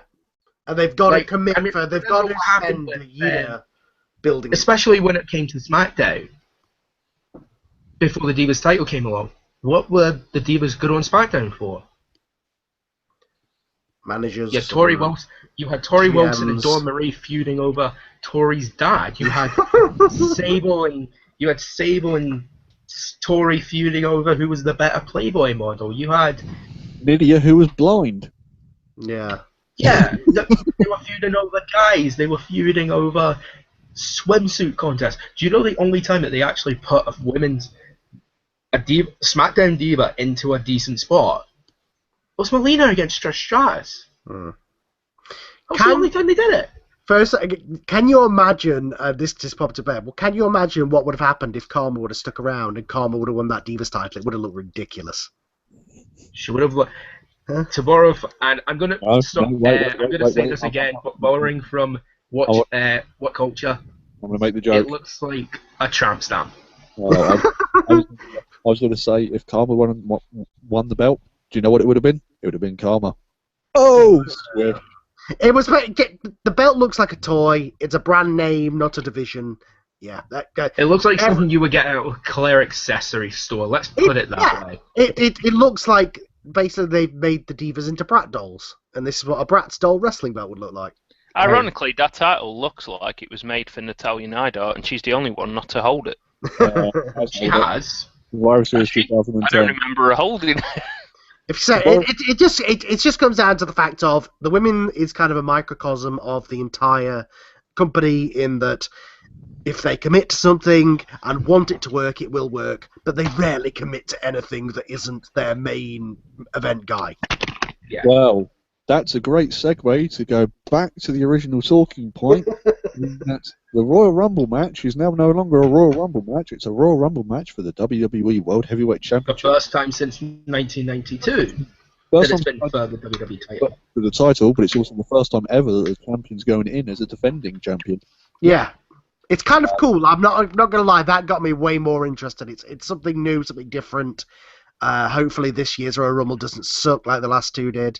Look, No, the last two have sucked because of last year sucked because of the fact that the crowd hijacked it. Well, yeah, but the crowd hijacked it because of who was going to win, and everybody knew who was going to win, and that's The what's year happened. before got hijacked, and it was a good thing because of the fact that it made WWE Yeah. realize, hang on, we don't want Batista. Yeah. I think the last 2 years have been ruined by the Daniel Bryan syndrome. I know this is not going to happen because WWE will not allow this to happen even if he was cleared. But could you imagine if Bryan was the surprise entrant? I think he is. I said this earlier this week to James. I think he is. I think he'll be a surprise entrant. The unintentional, amazing three, everything goes in threes thing there, where the last 2 years he was supposed to win and he didn't. This year we had no clue who was in it. He turns up and wins. That would be incredible, but it's not going to happen. But Okay, the one thing I do want to say is, do you know what I miss? I miss Royal Rumble qualifying matches. Like, I know like 95% of them were kind of pants. Like, it was literally like Shawn Michaels versus like Yoshi. Chris Masters. You know what I miss? Backstage segments with the big tombola and the picking the balls up. Yeah. What number are you? And then Eddie Guerrero would come out and steal Ric Flair's wallet, and then Ric Flair would only notice and say that he'd want to murder him live on TV. It's like, oh, Rick. I miss logic and good characters, but we're not getting them back either. I mean, like, Right. I do actually kind of miss like the qualifying matches. Like, yeah, like no, like I said, you know, like there are like some of the matches were just ridiculously stupid. But I do kind of like miss the whole idea that like it wasn't just people coming out and going, "I'm in it." Like there was a reason. Like, oh, I've qualified for it. Yeah. It might Well, be a big match, now we've got a point where it's a case of Vince is going to want as many people in that Rumble as he can to get rid of Roman Reigns. This would have been the So- perfect year to have another 40-man Rumble. Really. Yeah. Storyline-wise, this would But have been they don't the perfect have year enough for Vince to people. have 40 men. Well, no, Right, so let's uninjured men. let's Unless address- you want it to be like, oh, here comes every member of the social outcasts. They are in it. Do you know what? Well, you do know why they had a 40-man Royal Rumble in 2011 is because they actually turned around and they've gone, oh shit, having the core and having the Nexus takes up like a third of the Rumble. But the thing I would like to see is, I think I said this to Kieran ages ago, but do you know what I would love to see? It would kind of diminish the NXT title a little bit, but I would like to have the idea that whoever holds the NXT title going into the Royal Rumble could trade it in for a shot at winning the Royal Rumble. Isn't that what TNA did? But it would No, they make, do it. They make it so that you can have a chance to win the actual world title. So you've got a 50-50 chance of actually winning the title. But doing it for the Rumble, I never liked the idea just because I want somebody who wins a belt to win it to have that belt. I don't want it to be a thing that you're just getting to get another thing, because otherwise it makes that belt look like it's worthless. Like, why would I ever want or in that case, if that doesn't work, I would like it like the NXT champion can go into the Royal Rumble or something. Yeah, like the NXT champion qualifies for the Royal Rumble. Yeah, totally. but let's address the problem with the logic there. Why would you trade in the chance of being an actual champion Yeah.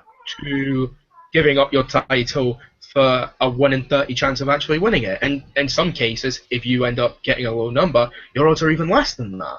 And then It's you're not- also because the risk doesn't actually way up. and at that point you're also admitting that your title is shit and you want the real one. Exactly. It's Now, like the let's address ECW title. let's address the elephant in the room, shall we? Is it pink? No. It's What colour's the elephant? it happens to have it happens to do a sign like that. Yes. Let's address the elephant in the room. The Bullet As many Club- people not as- the Bullet as Club- many- No. Can I? For people who are unaware, the Bullet, I lived under the rock.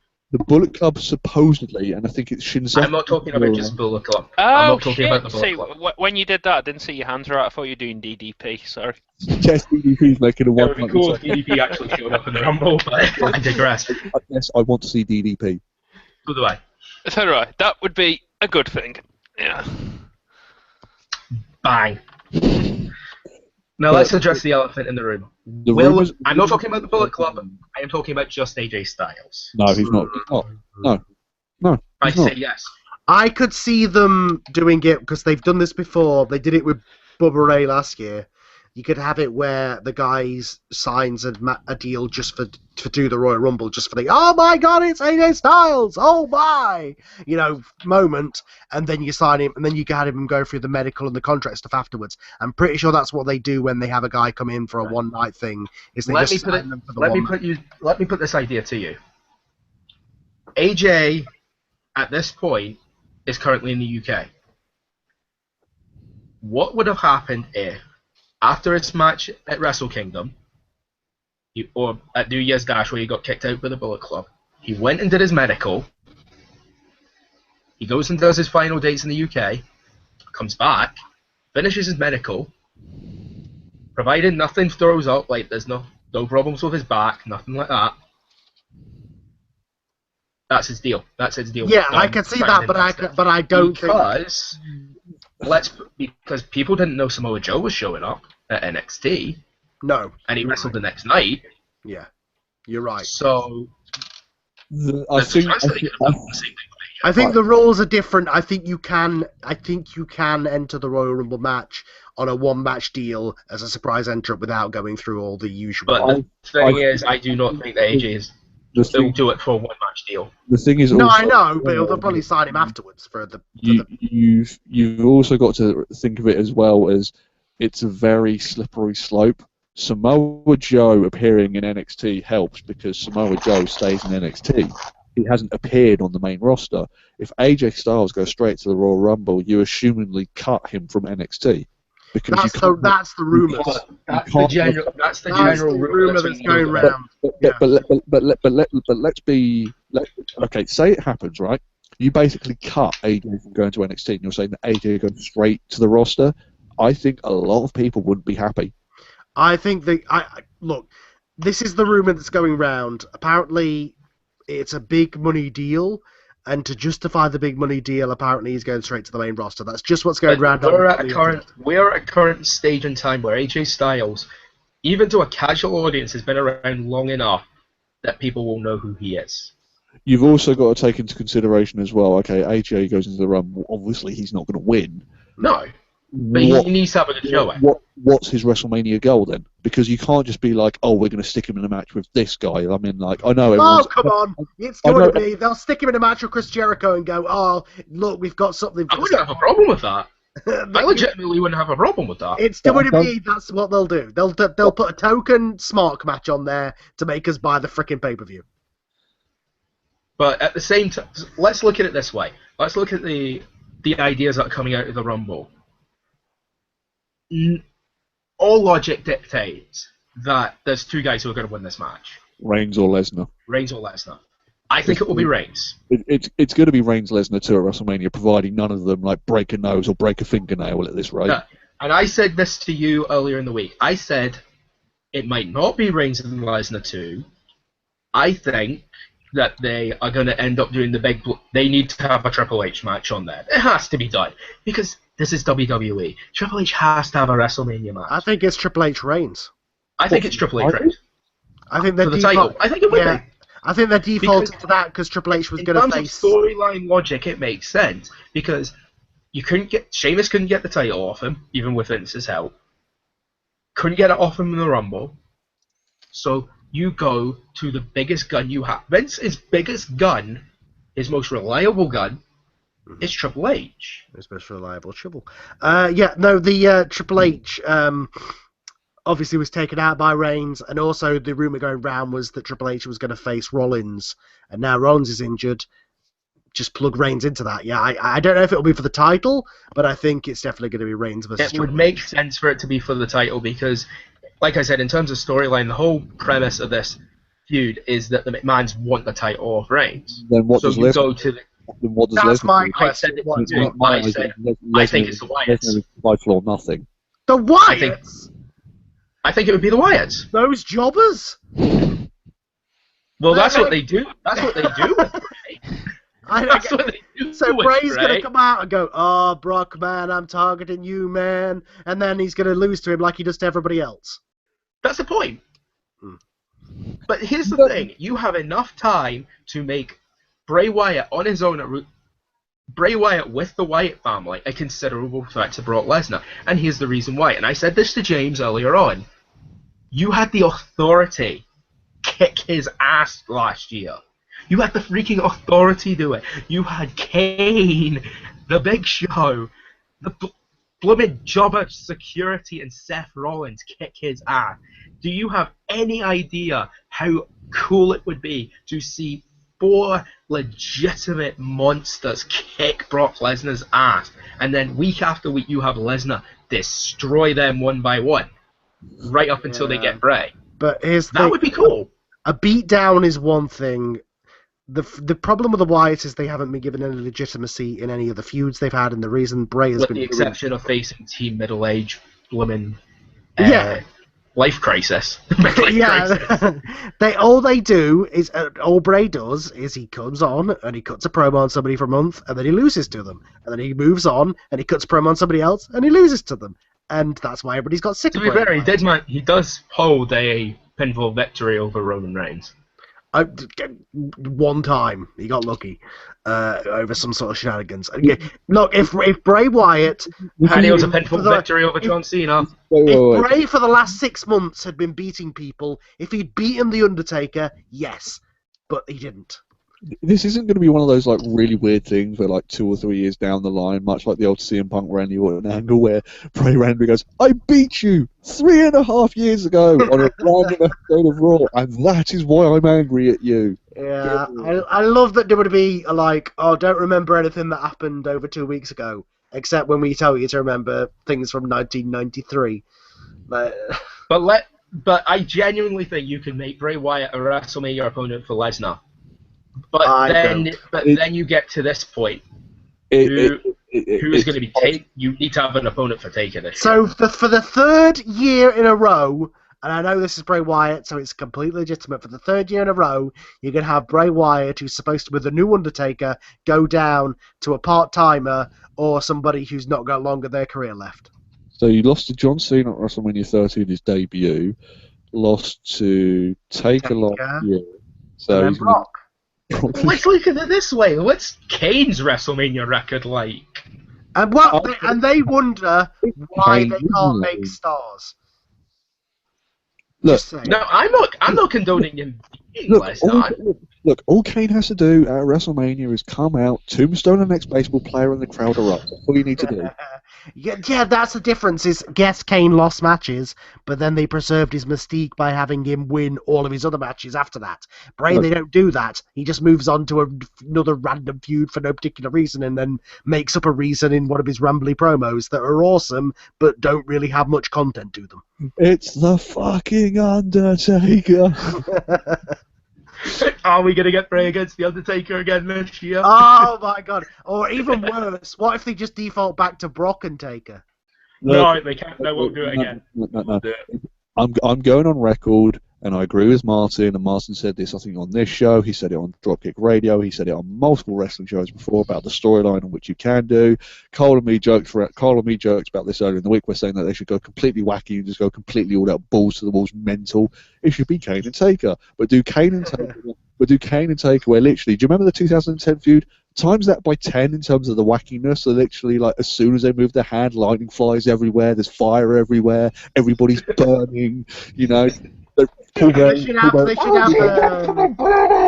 Not actually dead. They wheel his corpse down to the ring and go, "Look, he's not dead." And they animate him sitting him up. You know, just go completely nuts. And they should have a like anger management type thing where Kane and Taker sit down next to each other and just discuss their entire family history. Like, okay, which one of us? Promos. So it's like, He burns it to the ground. Which one of us actually went to a? Yeah, which one of us killed our parents? Because it's been retconned about 60 times. You had a girlfriend, but you were also in a basement. Paul Bear, wait, did Paul Bear actually have sex in your Paul Bear is your son or something? Like, Yeah, he's your stepdad. and from my parents to the funeral home, and then you were burnt, but you're not burnt. Just go through their entire convoluted history and lay You're out how dead. ridiculous it is. You're dead, but you're not dead. You You were a got biker at one point. you were a biker at one point. For 1 month, you came out to Johnny Cash for a reason. I don't know why, but I buried you alive twice. Yeah. I set you on fire. I lit a casket on fire with you in it. You remember God, that what time? else do we have to do to You remember that time when you kidnapped Stone Cold Steve Austin and tried to embalm him alive? On Do you remember live that television? Do you remember that time you kidnapped the boss's daughter and nearly crucified her? Oh god. So much in his career. Like I said to Carl, I went, the match will end. This is, Kane and Undertaker's career is legendary, historic, and the match will end on one thing. And I said this to Carl, and this is how the match should end. Undertaker pulls out a cup of coffee, throws it on Kane. That's how it I'm gonna make a Jessica Jones joke here. Pick Okay. up that coffee. Throw it in your face. Oh god, yeah. No, I think the match should be a microcosm for their entire feud. They should just turn on each other and get back together about 5 times. And this will be their retirement match. Have fun, Yeah. guys. Look, on a serious note, if it is Taker's last match, Kane and Taker makes sense on paper. However, we do not want to see that match. We want to see the angle, but not the match. Do you know what match I still want to see? And I genuinely hope that is blooming Wolverine-style superpowers kick in here. If you Taker say, and Cena. oh, good. I was going to say, Steve, I was going to say, if you were to say Sting, I was going to travel up to Scotland and I was going to punch you. Well, I do. Look, that's another one of Sting versus Taker is cool on paper. It would be great. It'd be a great build-up, but then they'd get in the ring, and we'd all go, "Oh no!" Oh, To be honest, no. I don't want to see any Taker match this year.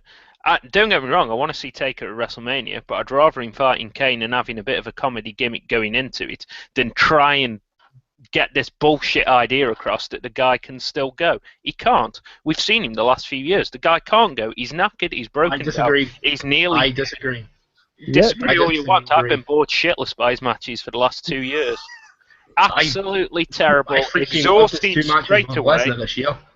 I His match thought- against Lesnar at Hell in a Cell was good. His and match at match at WrestleMania was SummerSlam- crap. SummerSlam was good. I enjoyed the SummerSlam match. I enjoyed the SummerSlam match more than the Hell in a Cell. There is only one. There's a couple of points I remember from Hell in a Cell. There's only one point I remember from SummerSlam, and that's Taker's hilarious Well, face. yeah, the finish got ridiculous, and that was something. But it was much better than their WrestleMania match. Let's put it that way. Yeah. That's because Taker didn't get a concussion halfway through. What he was doing. I just love WWE's logic of we've got this broken down guy who keeps getting injured. Let's put him in the ring with Lesnar. Okay, and then they kept doing it, and it actually got to the point I was like, okay, are you trying to kill him off? Is that what you're doing now? No, that's what they should do. That's what they should do. They should do Undertaker versus Kane, but like in an EastEnders, like Steve Mitchell storyline, like who shot Undertaker or something. They already did it! Yeah, I'm pretty sure they already did. They did. Mitchell, I meant The Phil 2000 Mitchell. No, who put the Undertaker in the coma? Do you remember? He was. No, it wasn't a coma. It was a vegetative state. Oh. That's when he went in a vegetative, and then it turned out to be Kane all along, and then they feuded, and then they got back with Paul Bearer and did their entire '97 feud all over again. Well, couldn't they do a storyline or something? I don't know. Kane went out for groceries and didn't buy Undertaker something, so Undertaker got mad and somehow had a heart attack or something. No. Or Kane invites Taker back onto Maury and brings out his ex-wife. No, he brings out his current wife. Oh no. You're not enough for me. Is that with Kane brought Undertaker some flowers, couldn't find a vase, so put them in the urn, and now Undertaker's pissed off. It's like, that's your father's ashes in there. Look, the flowers die after a couple of days. What the hell? What's doing it? Oh my god. We are terrible at keeping a track of topic here. Or how about this? Kane hands Undertaker and going, look, this is a present for you. Undertaker opens it and then gets blinded by the light and ends up having cataracts in his eyes. Oh, I guess they could do kind of and this is a kind of semi-joke answer, but it would also be awesome, is just kind of do like a gauntlet match of Taker's greatest opponents. Like, just have Foley walk out and get chokeslammed and pinned, have Shawn Michaels walk out and be tombstoned and pinned. just succession of him beating all of his best opponents that are still alive. You know what? Or do you know what? They do that, and all of a sudden, one of the random ones is fake Undertaker, and like Taker just gets microphone and goes like, "Really? Really? Isn't he dead? Isn't Brian Lee dead?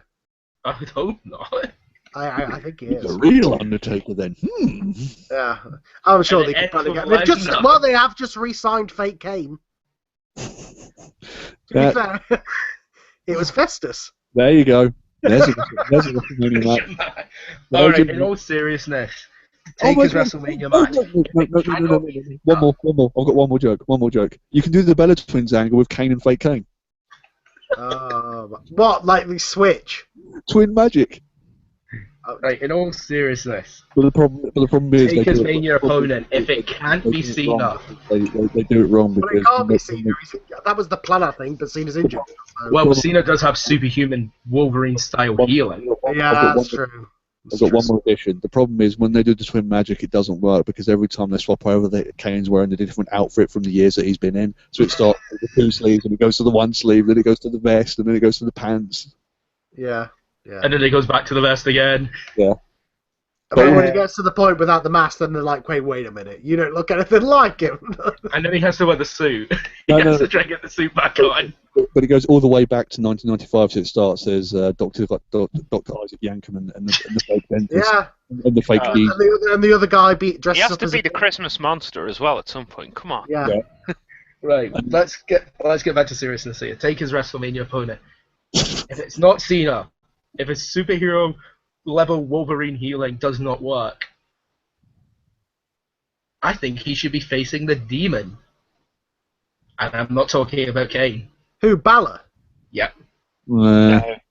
You have enough time. No, the best chance they had to do, because Finn Balor's character in terms of the demon thing is he puts on some face paint.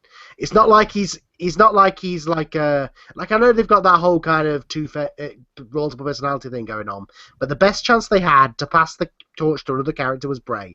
If they'd done some sort of wacky thing where Bray had like stole the Undertaker's powers, which they kind of half did, but then they have it so that Bray literally like takes Undertaker's powers and then goes on to become the new Undertaker, that would have been completely cool and different. But they've missed that chance. They can't do that. Yeah, exactly. If they'd done that, if they'd had Bray beat him and like put Undertaker's soul inside his lantern or something, like that, just I don't know, anything like that would have been cool.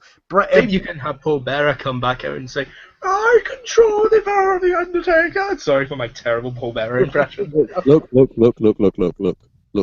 Let's stress the elephant in the room because we talked about it earlier. Look, we all want Taker versus Tyler Breeze, don't we? Yes. Tyler Breeze just beats him in his last match. That'd be incredible. No, because you know what we all want to see. We all want to see like Tyler Breeze doing his finishing move, and all of a sudden pulling out his iPhone, and then actually doing like a selfie with Taker as he's pinning him, going. And then Taker just sits up and tombstones him. Yeah. What about that would be cool. What about a serious option? What about Owens?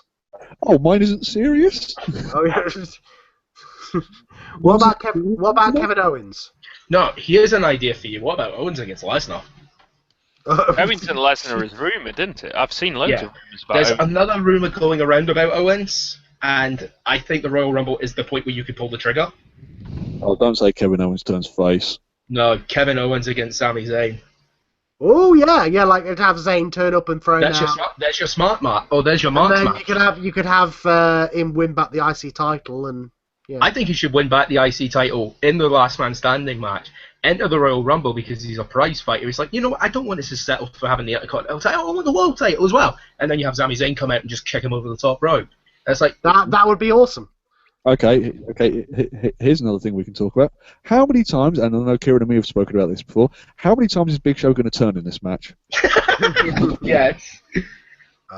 Because he's going into this match as a heel, I think? Yes. No, I think he's a face.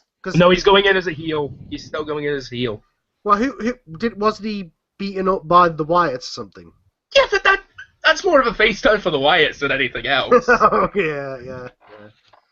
And also, wasn't also the one thing I want to bring up because they actually this is the first time in history I have actually seen WWE actually have to publicly come out and make a statement about this. Big Show saying he was entering first, and he was the first entrant into the Royal Rumble.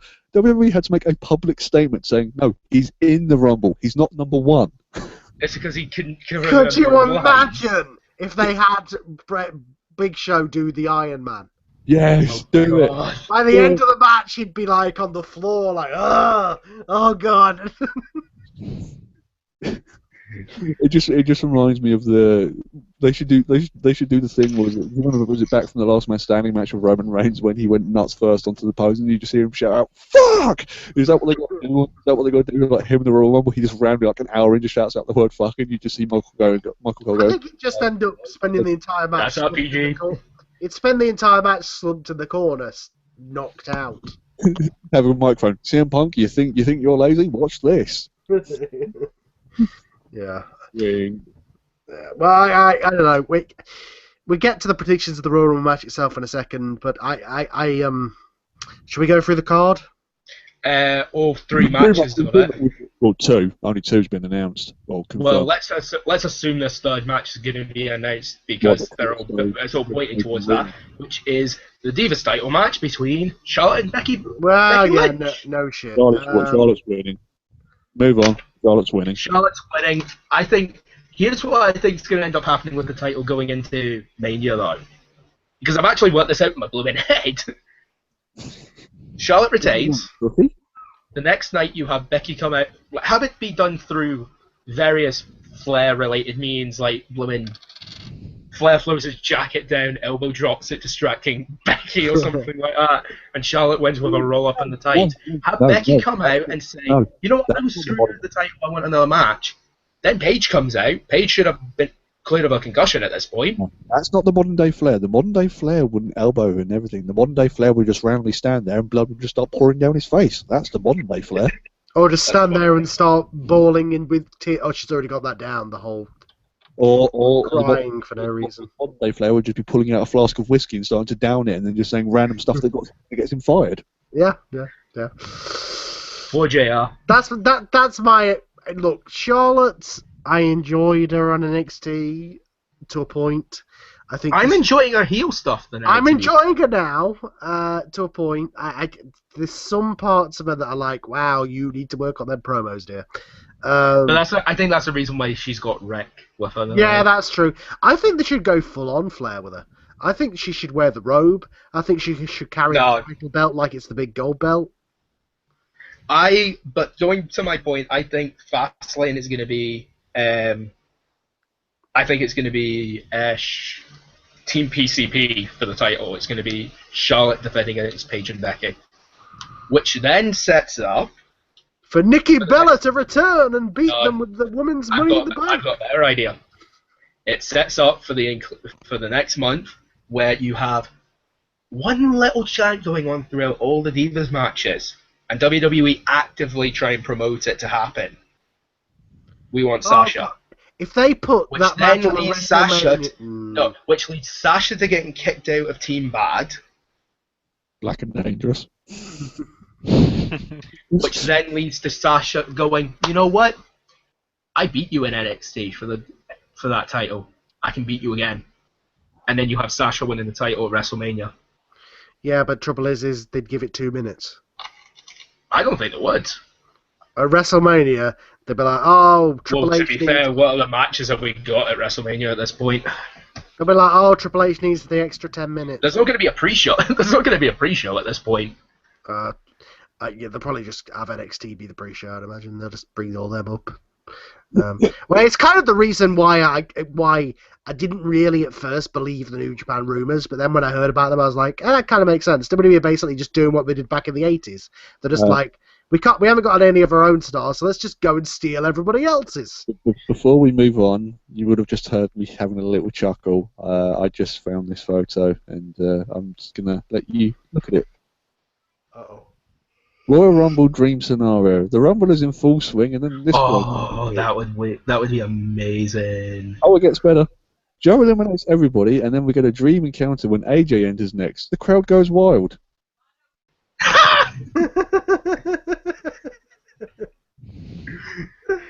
Oh, Do you know what? I wouldn't complain on either front. obviously, Complain on either if front. the initials AJ appeared on the screen and then she came out, I'd be like, slow clap. Slow clap WWE trolled us all. Oh, why don't AJ troll us? Why don't we have AJ Lee's music plays, but then AJ Styles comes out skipping to the ring? Light it up. I would actually kill WWE for that. What music? Won't AJ Styles get a terrible in-house version of his old TNA theme with WWE if he actually debuts? Not called AJ Styles. He's called J.A. Miles. He'd have to be called AJ. He's got it tattooed on his side. Yeah, he does. He's gonna be AJ.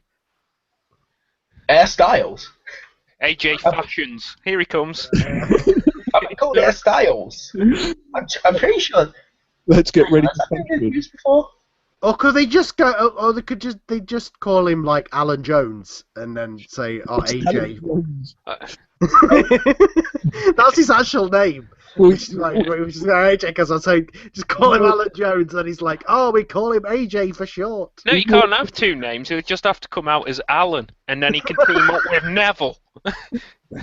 No, The That would best actually be a team, really cool match. the internet darlings, Alan and Neville. no, because he'll come out with Alan, and then I can't remember. What was that old TV comedy show? I think is it Alan Partridge or something? Or there's one of those like things where it's like the little gopher, and it's like Alan. All they're going to do is just repeat that over and over again.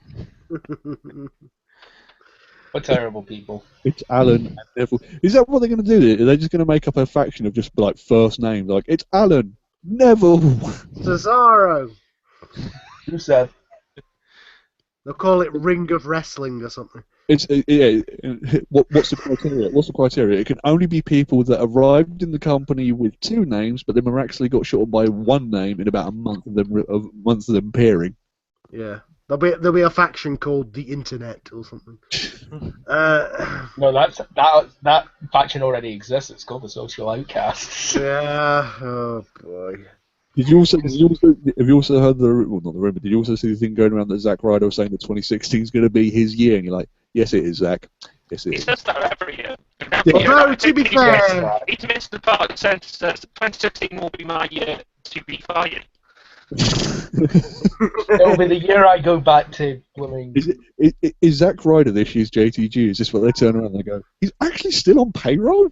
well, to be fair, he's actually on TV on a regular basis now on NXT with Mojo Rawley. So That's fair. he's So, gonna- even though on Breaking Ground, he blatantly turns around to the camera and says, "I'm only here because I want to get back on the main roster." I'm like, well, that's nice. So let's talk about the other quick match that we know is probably going to happen, and that's Kalisto versus Del Rio for the US title. With I don't know who's going to be champion going in because it's going to swap more than a it's swapping more than a wrestling hooker right now. Yeah, To be poor fair, this is the Sin Cara. Go Home show. Poor Sin Cara's going to come back and go, "Oh, you're the new Rey Mysterio? Well, fuck it then. I guess no time for me."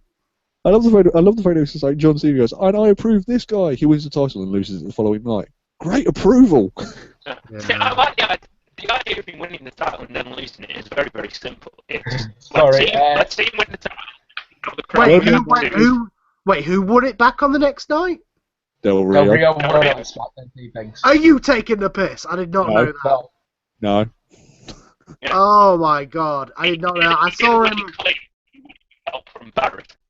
Oh So- my god, I saw the title change on Raw. I did not know that. Yeah. Because it became a big thing on the internet because WWE actually spoiled it on their website saying this happens on Friday. You've got to tune in to see this, and the internet just went, "Oh, you can't spoil stuff." It's like they've done it before. Go away. Didn't they do Kurt it with Angle. Christian? And Edge. And Kurt Angle. And Yeah. also, I think it's a Thursday now again. But It's still on Thursday. Well, Here's the thing: SmackDown was meant to have a live show the same day that NXT, or the same day as the TNA Pop debut. That didn't happen. oh, because they've got to rival that Pop TV with all them viewers. Dear God. TNA's actually done quite well on Pop the last 2 weeks. They've gotten more viewers than the last two yeah, because Destination America shows. it's the only thing on Pop. Yeah, it's like we With the exception interrupt of your reruns. replays of whatever to show you this show who's desperate. Although I said to Carl, because Carl and me were speaking again, obviously we were speaking earlier this week, I was actually having a look at this. You know, Destination America was originally called Discovery Home Improvement. Isn't that a bit ironic? God. They got kicked off the Discovery Channel. Like, No, Dixie Carter got them kicked off the Discovery Channel. Ironically, Moron. there's not enough fans discovered that they existed. Well, the fact it's not the fact that it was on Discovery. It's the fact that it's called Home Improvement that made me laugh. yeah, like from what I heard, other things on that channel. You were just include- expecting Tim Allen to show up, weren't you? Oh my god, that would improve that show dramatically. So does a heel Matt Hardy. Oh, spoilers. Oh, was he heel or face? Face or heel? Heel or He's a face? heel now. What's he? No, we all know that the Hardys are going to be back with WWE by the end of the year. Yep. Unless Jeff ends up getting caught with more drugs. Well, that's true. Matt will end up with WWE by the end of the year. Jeff will Unless, come along. unless he dramatically lets himself go. Yeah, and he learns not to shut his mouth. Yeah. Or they'll just come back to go back in the Hall of Fame as everybody else does, and they'll forget all of him. So Dudley's not going to get inducted this year. yeah, so 2 more matches left to talk about. Obviously, we'll talk about the big one in a minute, like we have been speaking about in the last hour. But let's do Dean Ambrose and Kevin Owens first in the last man standing match for the I Intercontinental. think Owens. Did you Apparently, realise we never actually talked about Callisto versus Del Rio? No, we just didn't. said, oh yeah, the belt changed hands again, and then moved on to another tangent. Yes, because we did. that will probably change hands again. We just don't know who's going to have the belt when you walk into the event. My prediction is Sin Cara. Del Rio will have the belt going, and Callisto will win it. That'll change on Raw, which should simply see how the crowd would react when he first took the belt off him, and because it was a good reaction, they'll pile the belt on him again and give him a sensible run. It'll be Sin Cara going back to his original gimmick of Sin Cara Black. Yeah. Evil Evil Sin Cara. If he becomes Sin Cara Black, that means he has to team up with a New Day, because once you're black, you all end up in the same team.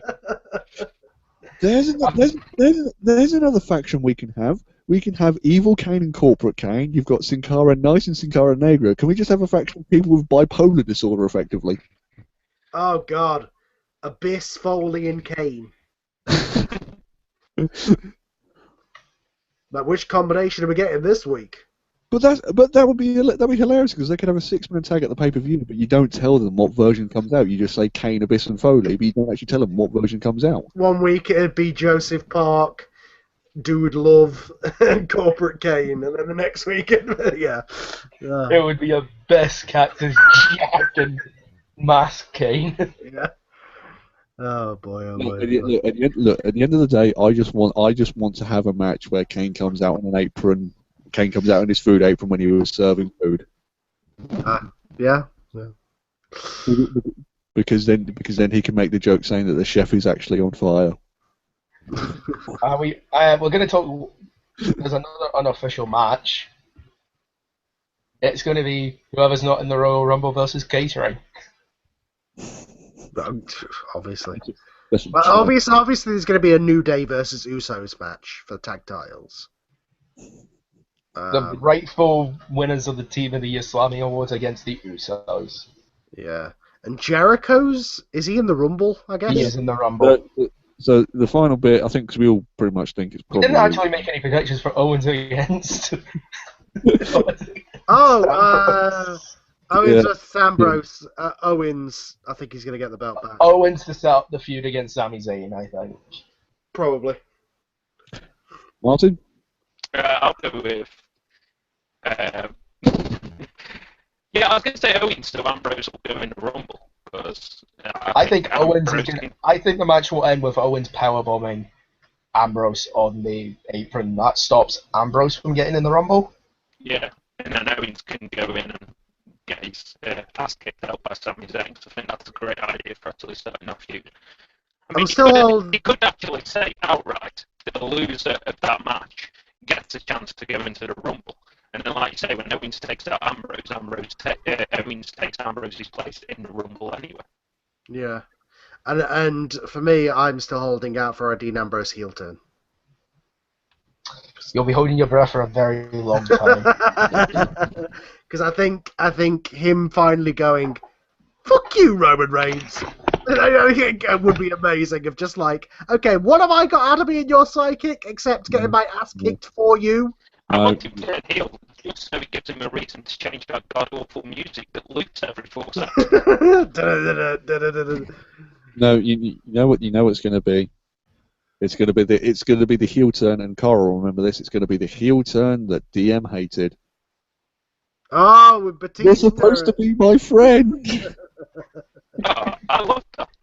Yeah, The Batista. look of horror on Rey Mysterio's face. Batista having a go at him. Yeah. It's almost like he didn't know. Poor bastard. So moving on to sort of what the main sort of topic of discussion sort of was and ended up being the Royal Rumble match itself. I think we've narrowed it down. It's either going to be Lesnar or Reigns. We've kind of said that we think. Oh, we have the secret third option. The Who? option that we really didn't like during the week. Who? The draw! Oh yeah, the bullshit draw that means that the title goes vacant. No, I didn't say the title had to go vacant. I just think that the title should be... that sets up for the two of them at Mania, and neither of them gets hurt by losing the Rumble. Oh. Well, it is for free for new subscribers, so... Every pay-per-view. and then, You subscribe. and then I've also read that apparently they're actually having an event between Fastlane and WrestleMania now.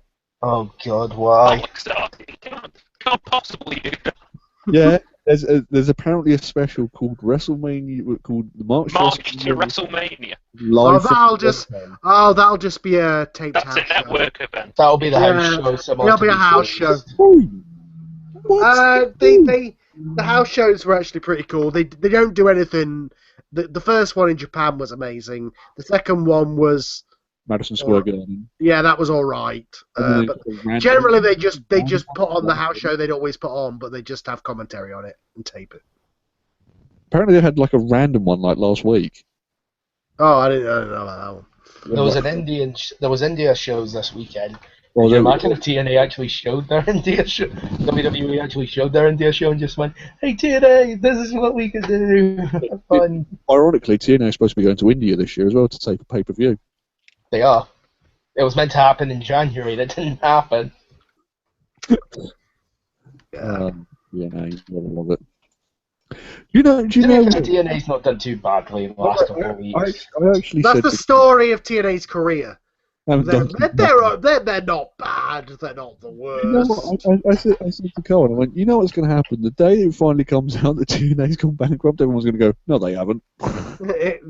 Dixie It's a Carter. thought, No. What will happen is Dixie Carter will get on Twitter and go, "Don't believe the dirt sheet rumors. We're not bankrupt." And then it'll come out 2 hours later. She'll be like, "Yeah, well, I was just fucking with you." Yeah, I'm just going to sit in the corner with my millions of dollars and, you know. Millions of anymore, dollars. she's spent them. Just ignore me, guys. By the way, I'm just currently playing Supercard. Oh, nothing new there about ignoring you then. Screw you. Hey, you set me up. So, is there any... I want to see that. I do say this was another point we brought up earlier in the week. I do want to see the DVD if they ever bring one out. The gradual, steady decline of TNA. The Blip. semi-rise and No, heavy do you, fall of TNA. no. Do you know what? Do you know what the DVD should be called? It should be called TNA. But 2006, 2005 kind of time. Thought it was good, kind of. TNA, the promotion that went up a hill but fell down a mountain. Yep. By the way, That this is the reason why I love Supercard this year. Well, Cena wins. Oh god. That could be an episode in Well, itself. Cena wins. That could be an episode or like a Facebook thread or something in itself of can you name the ultimate TNA DVD? Like if they do like a Rise and Fall of ECW style DVD, like TNA, like what would the actual tagline be? Flatline. I think That's the name of the TNA pay-per-view. That is. I think Martin's was it Martin's Rise Up a Hill but Fall Off a Mountain is the best one so far. Yeah, and they tripped down a big boulder called Hulk Hogan. and got sued by Eric Bischoff along the way. How do you get sued by Eric Bischoff? Well, that's the perfect one. TNA, what you gonna do? Yeah. What are you gonna do when WWE just keep kicking you in the balls and stealing all your homegrown stars because you couldn't afford to keep them? So Unless your name is James Storm. Well, yeah, because he's gone back. family. Yeah, he got a 2-year deal, and WWE and TNA actually are paying him something like $250,000 over the 2 years. So what's actually going to happen when they inevitably buy the library? And does Triple H randomly has to come out and say, Sting, you know when I said that you had been away for 13 years? I kind of lied. I found out where you've been. And we also found out that you're a 16-time world champion. Yeah. You won, and you faced like Jeff Jarrett and Flair, and what the fuck? You faced Hulk Hogan, really? Honestly, if they do release a DVD of TNA, it'll be like a self-destruction of Ultimate Warrior DVD, where it's just everybody coming on going, "What the fuck?" Kevin With Nash. the exception of C. Carter, who refuses it would just come out with Kevin Nash with just a load of $100 bills in his hand and go, "This is all it was good for." Yeah. And then who was the guy who on the Monday Night Wars DVD said about Jeff Jarrett broke 1,000 guitars, never drew a dime? He's dead now. He committed suicide. Oh, that's sad. Yeah. Just like play that clip again? And I'm not making this up. Just like his dad. His dad committed Jesus. suicide, and then he committed suicide. Oh boy. Who was it who said that? Well, It was what's his name? Eddie Graham's Eddie, son, Mike Graham. Oh. we can't end the show on that. We need to end the show on a happier note. Not over Let's predict a boring Royal Rumble winner instead. Okay, my Let's prediction. do something fun. Let's see, with the exception of AJ Styles, who our surprise entrants are going to be. Well, hold on. Martin had some words, so Martin, speak of it, Martin, man. Oh, no, I was just going to say my prediction for the Rumble was going to be that the Bullet Club would debut. The Bullet Club would debut to piss everyone off as the henchman of Triple H, who would come in as the Bullet Club to basically annihilate everyone, to make sure that they're putting a bullet out there for Roman Reigns, so Triple H can come down, throw him over the rope and leave as champion, setting up Roman Reigns versus Triple H at WrestleMania. No, remember, they can't be called the Bullet Club, they're the Pellet Club. Yeah, the Cap Gun Club. The sword! The sword for the shield! No, they're the Super Soaker Club. It has to be PG, remember? Oh. They should call themselves Team Nerf and then get rid of all of their things that made them good. Actually nerf their Nerf Club. Nerf Club. Just the idea of AJ Styles coming out with like a little Nerf gun, just going. Right, let's do something fun. Let's see who our surprise entrants in the Rumble are going to be. Right. The Boogeyman. Yeah. Papa Shango and AJ Styles. Why Boo. Papa Shango? Because Booker T kept on saying, Wade Barrett kept saying for every year for the last like 4 years, Papa Shango's going to be in the Rumble this year. I think this year he's going to be right. James? I'm going to go Boogeyman. I'm going to go Duke the Dumpster Drozy. Sure. And I'm going to go with an amalgamation of somebody dressing up as Mantar. I wish. Carl? Oh boy, AJ's the obvious one. I think possibly. I'm trying to think of somebody who they could have show up. I'm gonna go out on a limb and maybe say Brian. You went with two serious ones and James went with comedy. Okay, I've got to think of one ridiculous one. Boogeyman isn't comedy. It'd be hilarious if Boogeyman came in. One ridiculous one that would just come out of nowhere. Oh, I know, Ronda Rousey. Ronda Rousey. I need to think on it. One more ridiculous one. I'm in my head. I'm going. I'll come back to you. In my head, I was like, no, dead, retired, dead. To be fair, DDP's retired and he showed up at the Rumble 1 year. Sid Vicious. Let's have him come back. Oh, they could actually probably do that. Yeah. No, let's yeah. have Sid Vicious, because isn't it like the 15th anniversary of him shattering his leg or something this weekend? Oh, There we go. I've got a legit answer. Scott Hall. Actually, That's that's not a bad show, that. kind of cool.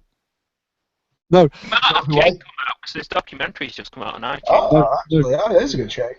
no, surprise entrant, Hulk Hogan. It was a ruse by WWE all along. They were the one that planted him to say the No, N-word. no, the New Day have cleared the ring.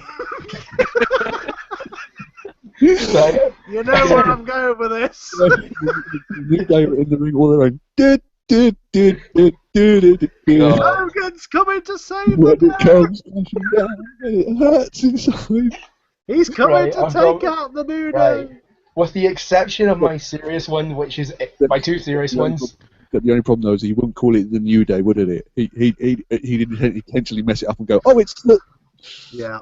He wouldn't. He'd come out, he'd clear the ring and go, man, I hate Nick, and then sneeze and go, I hate New Day. New Day. With the exception of my two serious ones, who I think are going to be AJ and Brian, DDP. I would love to see DDP just one more time. Vader, Yeah. because he's probably going into the Hall of Fame. And everybody's favourite person, Eugene! Hi! I couldn't see that one. What about Sting? Do you think they'll do that? No, No, No. he's got a broken neck, isn't he? Oh, okay. why don't you just campaign for Tyson Kidd to come back at the Rumble? What about NWO Sting?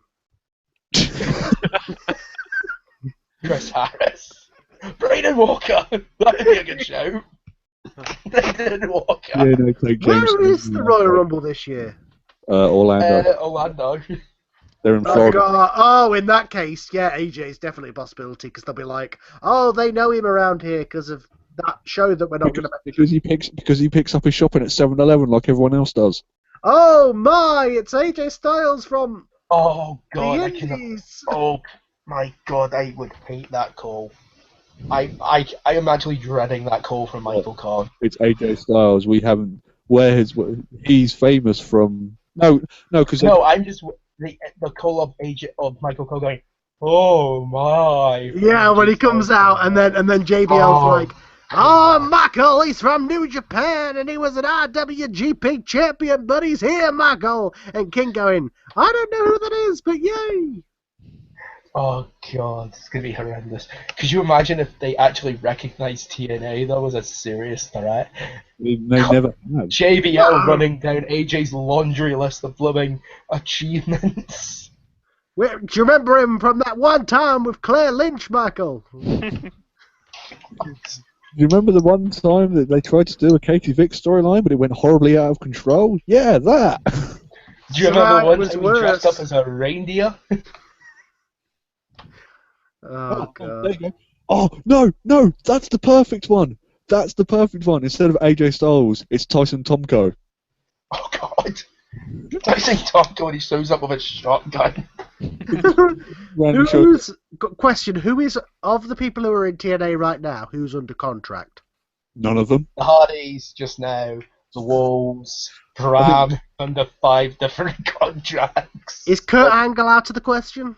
Kurt Angle's He's retiring, isn't he? He's doing a retirement. He's tour. advertised for the UK tour, so he will not be in the Rumble. Yeah, but then again, Carl and me did make the joke of saying that he could ring up Dixie Carter and go, I don't think I can make it to the show today. I don't think WWE would put that man in a ring again anyway. He's knackered. He's too much of a health risk. Oh, the Kevin Nash excuse, James. Very nice. The Kevin Nash excuse of, we're going to bring you back for the main event Mafia.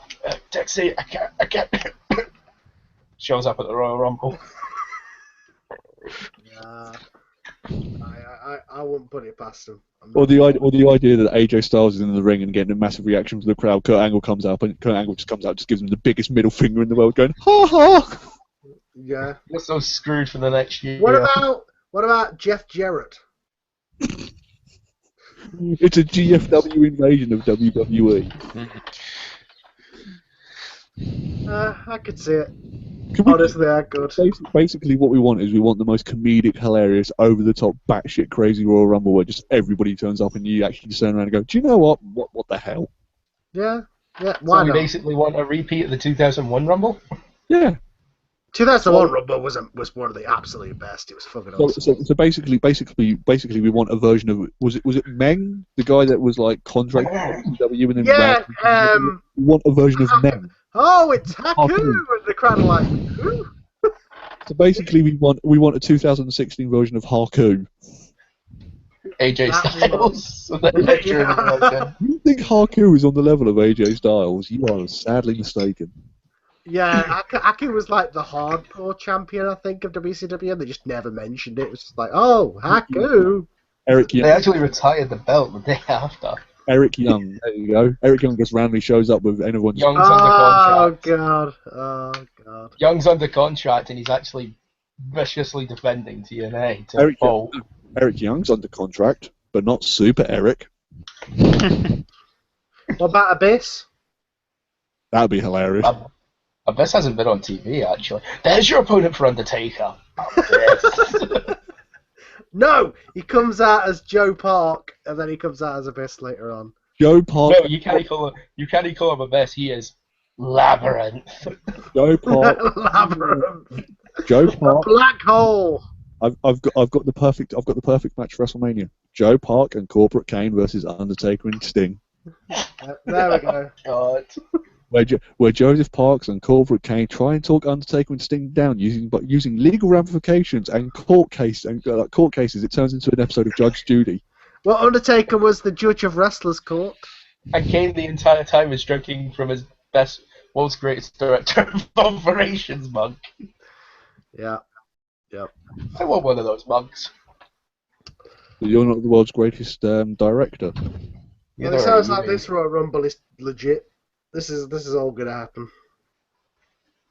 God, can you imagine if all our projections came true? It would be the best and yet worst. I'm sorry, guys. I'm just checking to see if there was any flying pigs outside. Yeah, I was going to say. I think I've seen one. Out of everything we've predicted and wanting to happen, I think of everything that we want to happen, I think Papa Shango coming back probably is the most legitimate one. Papa Shango and Boogeyman form a team and take on Undertaker handicap match. Basically, we want Undertaker's last match to be the most comically just retarded match in the history of man. Well, to be fair, his WrestleMania 19 match nearly became that when he was meant to be teaming with Nathan Jones. Oh, what the beast? What was his name? Like the Colossus of Bogger Road. I want to think that night was the night they went, yeah, I don't think this version of Undertaker's working. And that was the night that they were like, we're going to bury you. Literally. By your brother. Dun, dun, dun. No, I still think the thing we need to happen is we need to have Kane and Taker at anger management, like Carl said, and they have to have like an entire show where they just devote to them just going, so who burnt who down? And did I really do that? Oh, I'm sorry about that. Dr. Shelby back for it. Okay, how many times did you bury me? 2, 3. I mean, legitimately, could we get Dr. Shelby back for that? And then there was the time you put me in a coffin and you set me on fire, and I came back from that. So technically, you've killed me 4 times. But I've beaten you twice at WrestleMania. Yeah, but it was okay because I beat you in wrestling matches. Yeah. I've set you on fire twice. You've killed me 4 times. You know, this stuff sounds silly when you say it out loud. It's almost like this wrestling thing is. We're talking about a man who, for the best part of 25 years, has pretended to be dead. Is this where they completely break kayfabe and they go, "I'm sorry, Glenn. I'm sorry too, Mark." Yeah. Oh God. Wrestling's crazy. And that's when we finally get Sting Taker. Sting just comes in and sits in the shot and goes, "You think you had it bad? I was in TNA." No, he doesn't come dressed as Sting. He comes dressed up as Steve. This is our new person, Steve. He's come to join us. It's like finally Kane and Taker on the same screen. Steve and Mark. The anger management. The Steve, Mark and Glenn show. There's your next WWE exclusive. Why couldn't they have them team up? Because you've got a guy who's dead, a guy that's masked, and a guy with face paint. It all makes sense now. Bray Wyatt can steal all their powers and start winning. What powers does Sting have? The powers of gliding down from the rafters with a baseball bat. The powers of mysteriously disappearing for 13 years. The powers of being out politics by Hulk Hogan. The powers of somehow wearing a Joker face paint and somehow becoming crazier. Yeah. The power of a receding hairline that's lasted for 15 years. The power to somehow do a worse sharpshooter than The Rock because you've got no knees anymore. The power to lose to Triple H and then say he's the greatest competitor he's ever fought in WWE when you've only fought him once and you're the only person he's faced. And he cheated and hit you in the head with a sledgehammer. The only person to be able to be inducted into the Hall of Fame despite losing every WWE match he's been in. God, they just had to, they had to do it, didn't they? They had to sign Sting just to go, fuck you, WCW, one more time. And you just want to go, Vince, nobody cares anymore. It's been 15 years. Even Ted Turner's moved on. Granted, I think Ted Turner's in a blooming mental home now, but there you go. It's what Vince should be. So it's like Neville is the man that was it the man that Gravity forgot. Is Sting the man that WWE forgot? Yeah. No. Well, to be fair, you could also say WWE could also say Magnus for the Rumble. No! I've got the perfect Royal Rumble return, and I know Martin's gonna smile when he hears this. I hope he knows where I'm coming from. I hope he's still alive. Are you still there, Martin? I'm still here and just waiting for your bullshit idea. Disco Inferno. Ah, yes. Alex Wright. They could just come in and have a dance-off. Get Tracy Smothers in there as well, why not? And then get DJ Gabriel. DJ Gabriel is actually married to Alicia just now. So shut the hell. Oh no, sorry. So shut the hell up. No, if he's married to if he's married to her, then get him in. Easy in. Yeah. I want DJ Gabriel.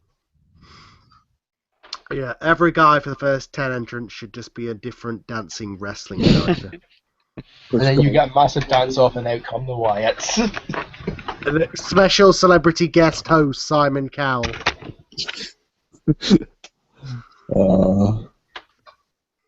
And then Wyatt hits Sister Abigail and Simon Cowell breaks his neck and he can never perform again. Simon Cowell doesn't perform as a record producer, dumb nuts. What's He dumb never nuts? produces anything again. I don't care.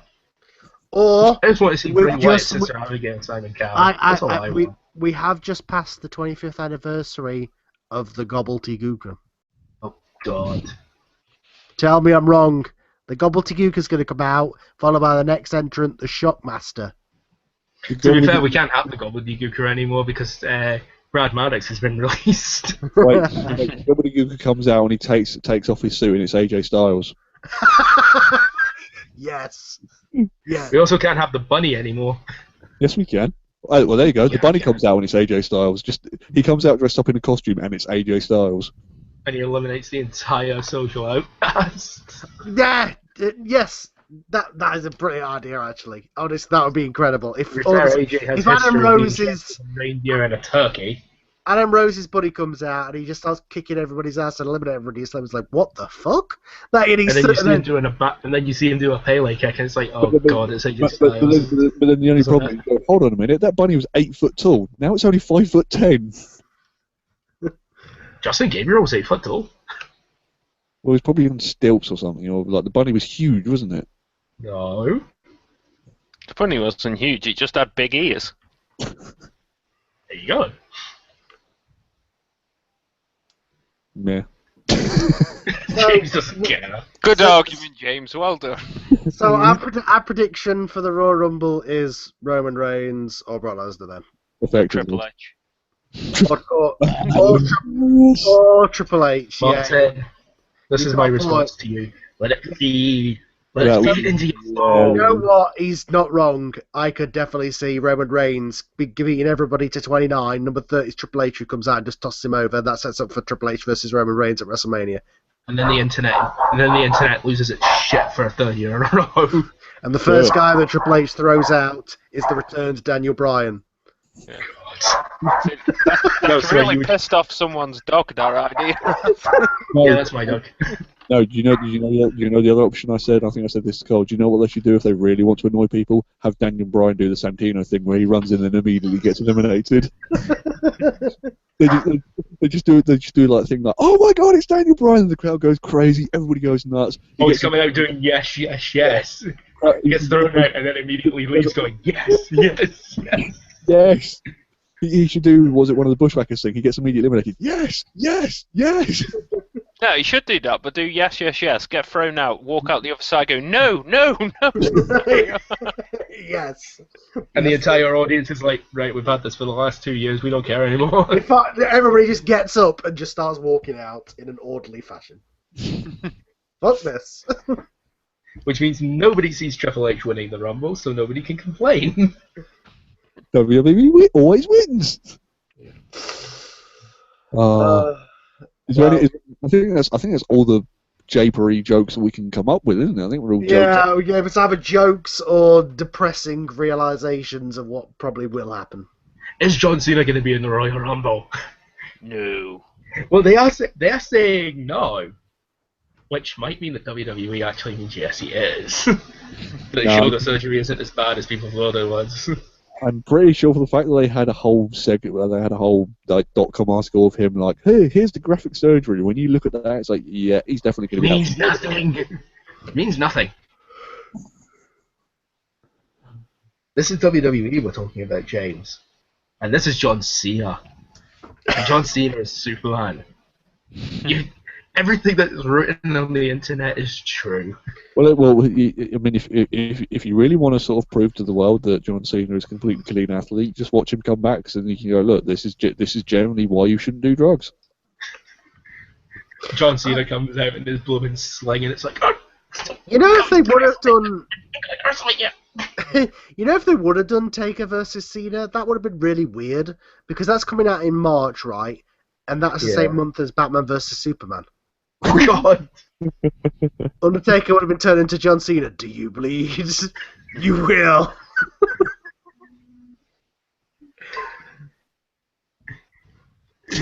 Tell me, do you bleed? You will. You won't. I can't bleed. This is PG. Just the idea of taking Ring post. the random idea of just taking randomly grabbing like Michael Cole and going, where is he? Has anybody else noticed, by the way, that the ring post is now the new Blade job? Yes. They're like, we can't Blade, so throw me into the ring post. As hard as you can. Because it happened this week by accident with Sheamus. And Sheamus got like, what, 15 stitches or something like that? Yeah. Yeah, like a giant. I love the way like a giant blob in the middle of his head. It was quite hilarious. It's like Sheamus's hair is growing. I'd like to imagine they've just stuck a blade to the post and just haven't told Vince. Vince just walks past. What's that shiny thing? Oh, it's nothing. It's nothing. Look, a Hardway, Vince. Hardway. James, what are your favourite JPL moments of all time? Although being Irish Him whipped, telling the referees to hurry up. I'm begging you. I'm begging you. I don't know if you've ever seen that, Carl. It's quite hilarious. No. It's just a random. JBL just loses his rag. It's a random episode of SmackDown when they cut to commercial break and JBL just randomly gets a microphone and just shouts at the referees for no reason for like 2 minutes straight. No, it's because they're changing over from superstars and they're not doing it fast enough, so they're going to be behind on time. He basically shouts at them, sing, dance, do something! and do you know who one of the referees is? Brad Maddox. Brad Maddox. No wonder he became Mad Braddock. Mad Braddock. Right, that's it. That's his name on the internet. It's Mad Braddocks. Right, we need to call it quits because otherwise the show's going to last about 8 hours. Rockstar Spud! That's who's going to be the surprise entrance. No, do you know who is going to be the real surprise entrant? Ladies and gentlemen, EC3. Oh my god, Dixie Carter's nephew has jumped ship. Oh, what's this going to cause? This is going to cause trouble. It's just going to be trouble jokes, isn't it? Yeah. Oh God. No, but they'd call him Ethan Carter, but they couldn't acknowledge that TNA exists, and they'd be like, "No, he's the son of He's not the John son. Carter." It's Ethan Carter. John- No, not Carter. John Carter. No, Ethan Carter of Jupiter. Because that's about as high as you need to be when you watch TNA. Yeah. Right. Yeah. Call it. Any more jokes? We all good? No. Do you know what is a joke? This preview show, because we just went on off at nonsensical tangents every time. The last 45 minutes has been nothing but us making really terrible wrestling-related jokes that 6 people are going to know. So, ladies and gentlemen, if you want to put in the comments below when we actually do talk about the matches, we greatly appreciate it. Especially James, seeing as he has to splice this thing. No, I don't. All I'm going to do is I'm just going to cut to when we start the show, and this is going to be the show. Sort it. It's going to be 2 hours of us just going, 2 hours of us going, well, this is what we're going to talk about. They're not talking about that at all. I'm talking about some other random shit. Look, they announced 4 Change the title, matches. James, from Royal Rumble preview to just general nonsensical shit. So, four guys talk about everything but the Royal Rumble preview. That's actually good. Yeah. So, Lucha Underground. That's going back. Yay. So we're now on to hour 3. Hour 3. Let's talk about Lucha Underground, which is the greatest wrestling in the world, but none at the moment. Yes, it is. I cannot wait for it to come All back. right. I'm joking. We're going to cut this now. I know we are. Jesus No, we're Christ. not. We're going to keep going. Anyway, so Formula One. Let's talk about them.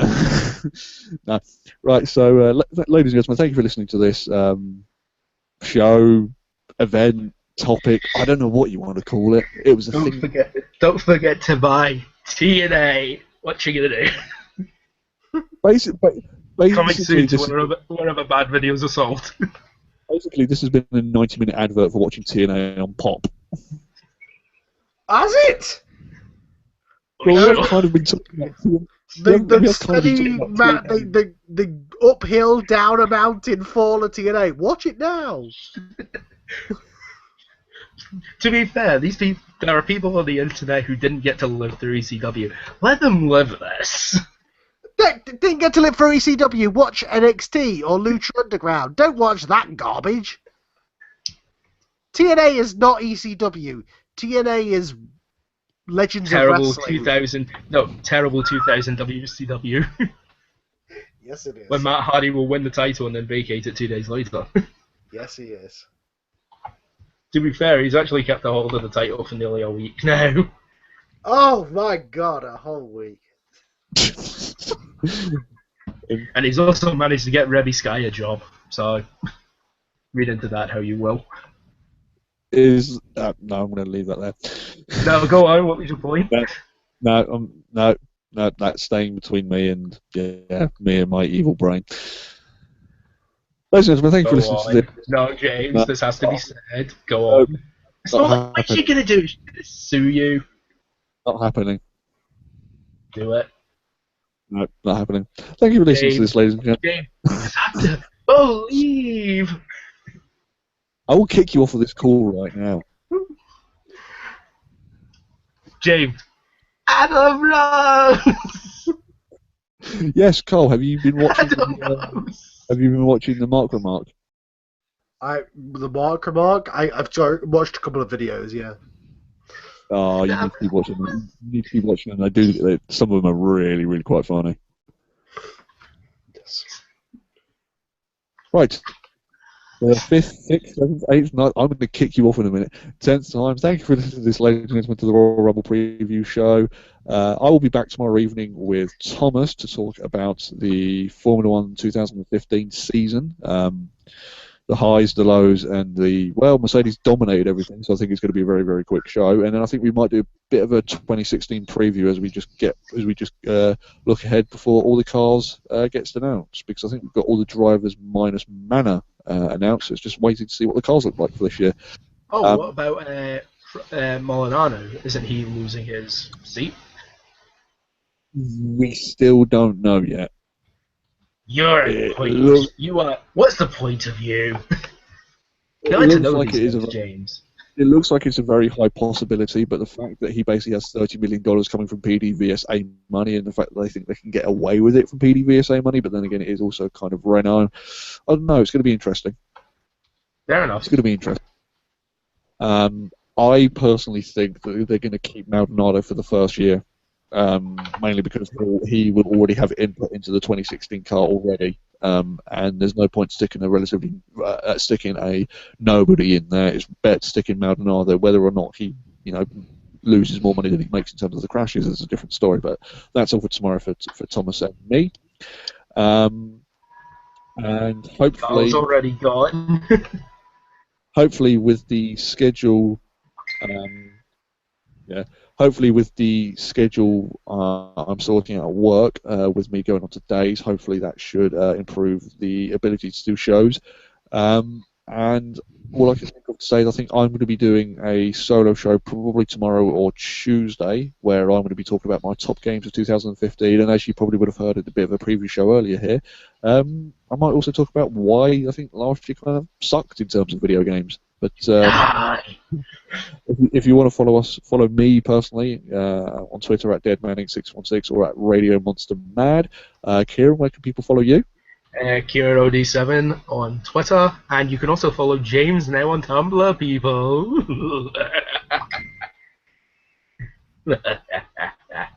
James is going to get me able to go now. Yeah, you don't have to follow James on Tumblr at all.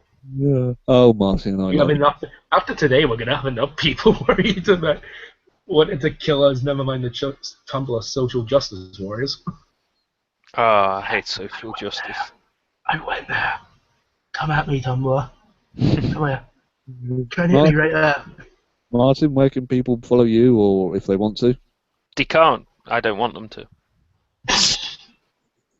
If I don't know you in real life, I don't want you following me. I don't give a shit. Is this real life, or is this fantasy? Get in touch through James or something. I don't care. When I was doing DKR, I used to have loads of people on my Facebook, loads of people on Twitter, and all I ever thought was, oh, what a pile of shit. These people talk nonsense. I don't care. I don't know you. You never reply. You just follow me on Facebook. I don't want you to follow me on Facebook. I don't want you to know what I'm up to. Follow you on Twitter. Yeah. I don't want you to follow me on Twitter. I don't want you to follow me on Tumblr. I have no shared interests with you apart from wrestling. And to be honest, I don't even give a shit about that half the time.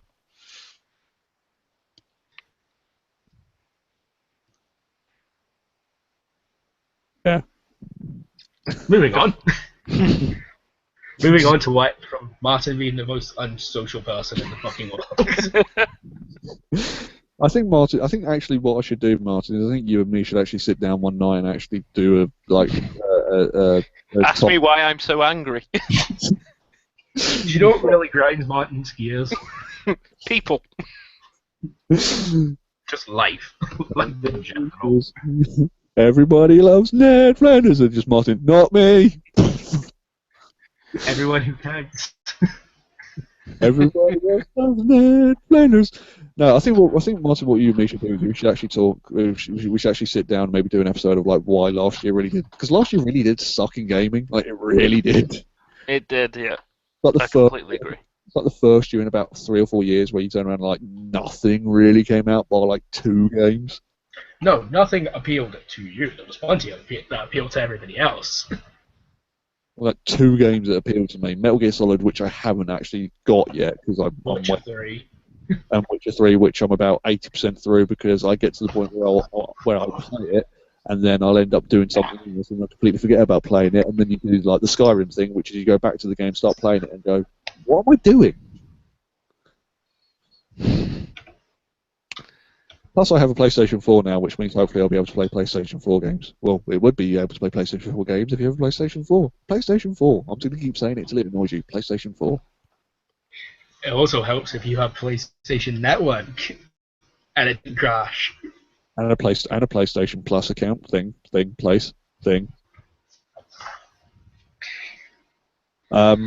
But yes, we'll end this We're now. done now. Martin, I will give you the final words if you would like to say this with your social anger and anxiety or whatever you want to call it. I've got no anger, I'm fine. Good night, everybody. That's the end of the show. I don't get what I was meant to have said there. I have nothing to plug or anything to say to anyone. So, yeah, it's been great. Thanks, James. Thanks, Martin's Kieran. life in a nutshell, ladies and gentlemen. Yeah, my life in a nutshell. I have nothing to say and I am uninteresting. Thank you very much. I'll go back to playing with my Batman figures and statues now. Yeah, your Batman figures are awesome. They are. Thank you very much. But you can't see them because you're not allowed to come on my Facebook and have a look. Well, James is. James is, yes, because James is my friend. I'm talking to those people out there who are listening and now think because they've heard me on a radio, they have to add me to Facebook. Those sort of people. But here's the thing. That was your fault because I never said I saw your pictures on Facebook. I just said I've seen them. They look cool. So you're the one that said that you're on Facebook. Yes. Martin, they will find you. They will find you. I will find them, and no one will find the bodies. Basically, I hold no precedence. I win. Yay. You said I could have the final word. I've said good night. Can we turn it off now? It's getting more awkward. It's like I want to do that thing where I just want to sit here and see how long you realise before he's like, no, he's actually fucking with me. We're far past that point, James. About 5 years. Well, about 3 years for you, Kieran. I think for Martin, about 8. Yep. No, I was past that point long before 3 years ago. Even before I met you, he was like, "Yeah, there's going to be this person who's going to fuck me." I'm like, yeah, there's people in my life who are going to keep fucking with me. I don't know who they are or what they do. All I know is that they will find me. It's always going to be me. Right, so from the Vince McMahon of Monster Madness Radio, from the I'm so tempted son-in-law, just to sit from the here and doofus son-in-law, which is me, and from the prodigal son Shane McMahon of Monster Madness Radio, I think we're done for the night. Wait, I'm Vince. You're Shane. Who did you say? Did you say Martin was Triple H? I said I was Triple H. I'm the doofus son-in-law. What, Martin Shane? That means he's going to own. That means he's going to own China Broadband and then randomly leave, and then he's going to randomly peer out at one one Open and watch Rory McIlroy win a title. Yes. Martin, do you like golf? Not really. Do you like money? It's okay. Then you're going to be rich. Have fun. You're going to get out. You're going to get out while the getting's good. I'm going to get stuck here forever. Do you like falling off 50-foot high steel structures? No. I did fall off my roof once, and that wasn't very nice. So. You're Shane McMahon. Yep. Jay McMahon of the future, everybody. Have you ever been electrocuted, Martin? In the balls. I have been. No. Yes, on my balls. We had our friend come round and stay, and we had this lie detector game. You don't need to know the story. You are Shane McMahon. Have fun. No. I want to know the story, but it's just the fact that I said on the balls and you went on the balls, yes. Yeah, me and our friend who we used to call Punk, but that wasn't his real name, but I can't remember what his name was. We used to. We had this lie detector game. No, it wasn't. Unfortunately, it was John. Anyway, me, him, another guy called Beef, whose real name was something else. Can't remember what his name was. I fixed it a long time ago. But me, him, Punk, and Angelina were sitting in the living room, and we had this lie detector game that you have to hold, and when you tell a lie, it's meant to electrocute you. But it didn't. He just kept randomly electrocuting you at any point. So me, Beef, and Punk had this there where we got the things and we stuffed it down our pants against our testicles and then turned it on to see who got electrocuted first. Wait, Whoever got electrocuted, I'm drink. Changing topic here. You're friends with somebody named Beef, somebody named Punk, and someone named Angelina. Well, Angelina's my wife, yeah. So I've got a wife named Angelina. She's on my Facebook. She's one of the few. No, just think about this for a second. Angelina loves CM Punk and Beef Wellington. All names of wrestlers. Have fun with that. She does love... She liked CM Punk. She thinks he's a douche now. Does she like Beef Wellington? The food, yes. The wrestler, probably. Angelina, love? No. That was the perfect sounding ping Angelina Love? Bing! No. Right, I think we should end this before it gets any more Yeah. convoluted and shit. It has ended, hasn't it? It better have ended because I mean, anyone who's No, we're listening still to this, live. I feel We're sorry still for them. live. But basically, I don't think we can get as far as I electrocuted my balls playing an electrocution game. No. I mean, when you upload this for people, I mean, the last 20 minutes can't be on it because the last 20 minutes is just Oh no, the Loads last 20 of- minutes are staying. it's The last loads of 20 nonsense, minutes have to stay. followed by awkward 30-second pauses where we all go, "This kind of needs to end." Wait. The last 30 minutes has been nonsense? What about The the last- last 2 hours? No, the last 20 minutes has been complete nonsense. Previous to that, it was nonsense about wrestling, so that made sense. It was all right. We were still on a slight topic. Yeah. And yet we were more entertaining than the TNA episode. And still much more entertaining than a Ring of Honor episode. Mm. Unless it has Adam Cole in it, because Adam Cole is God. And on that bombshell.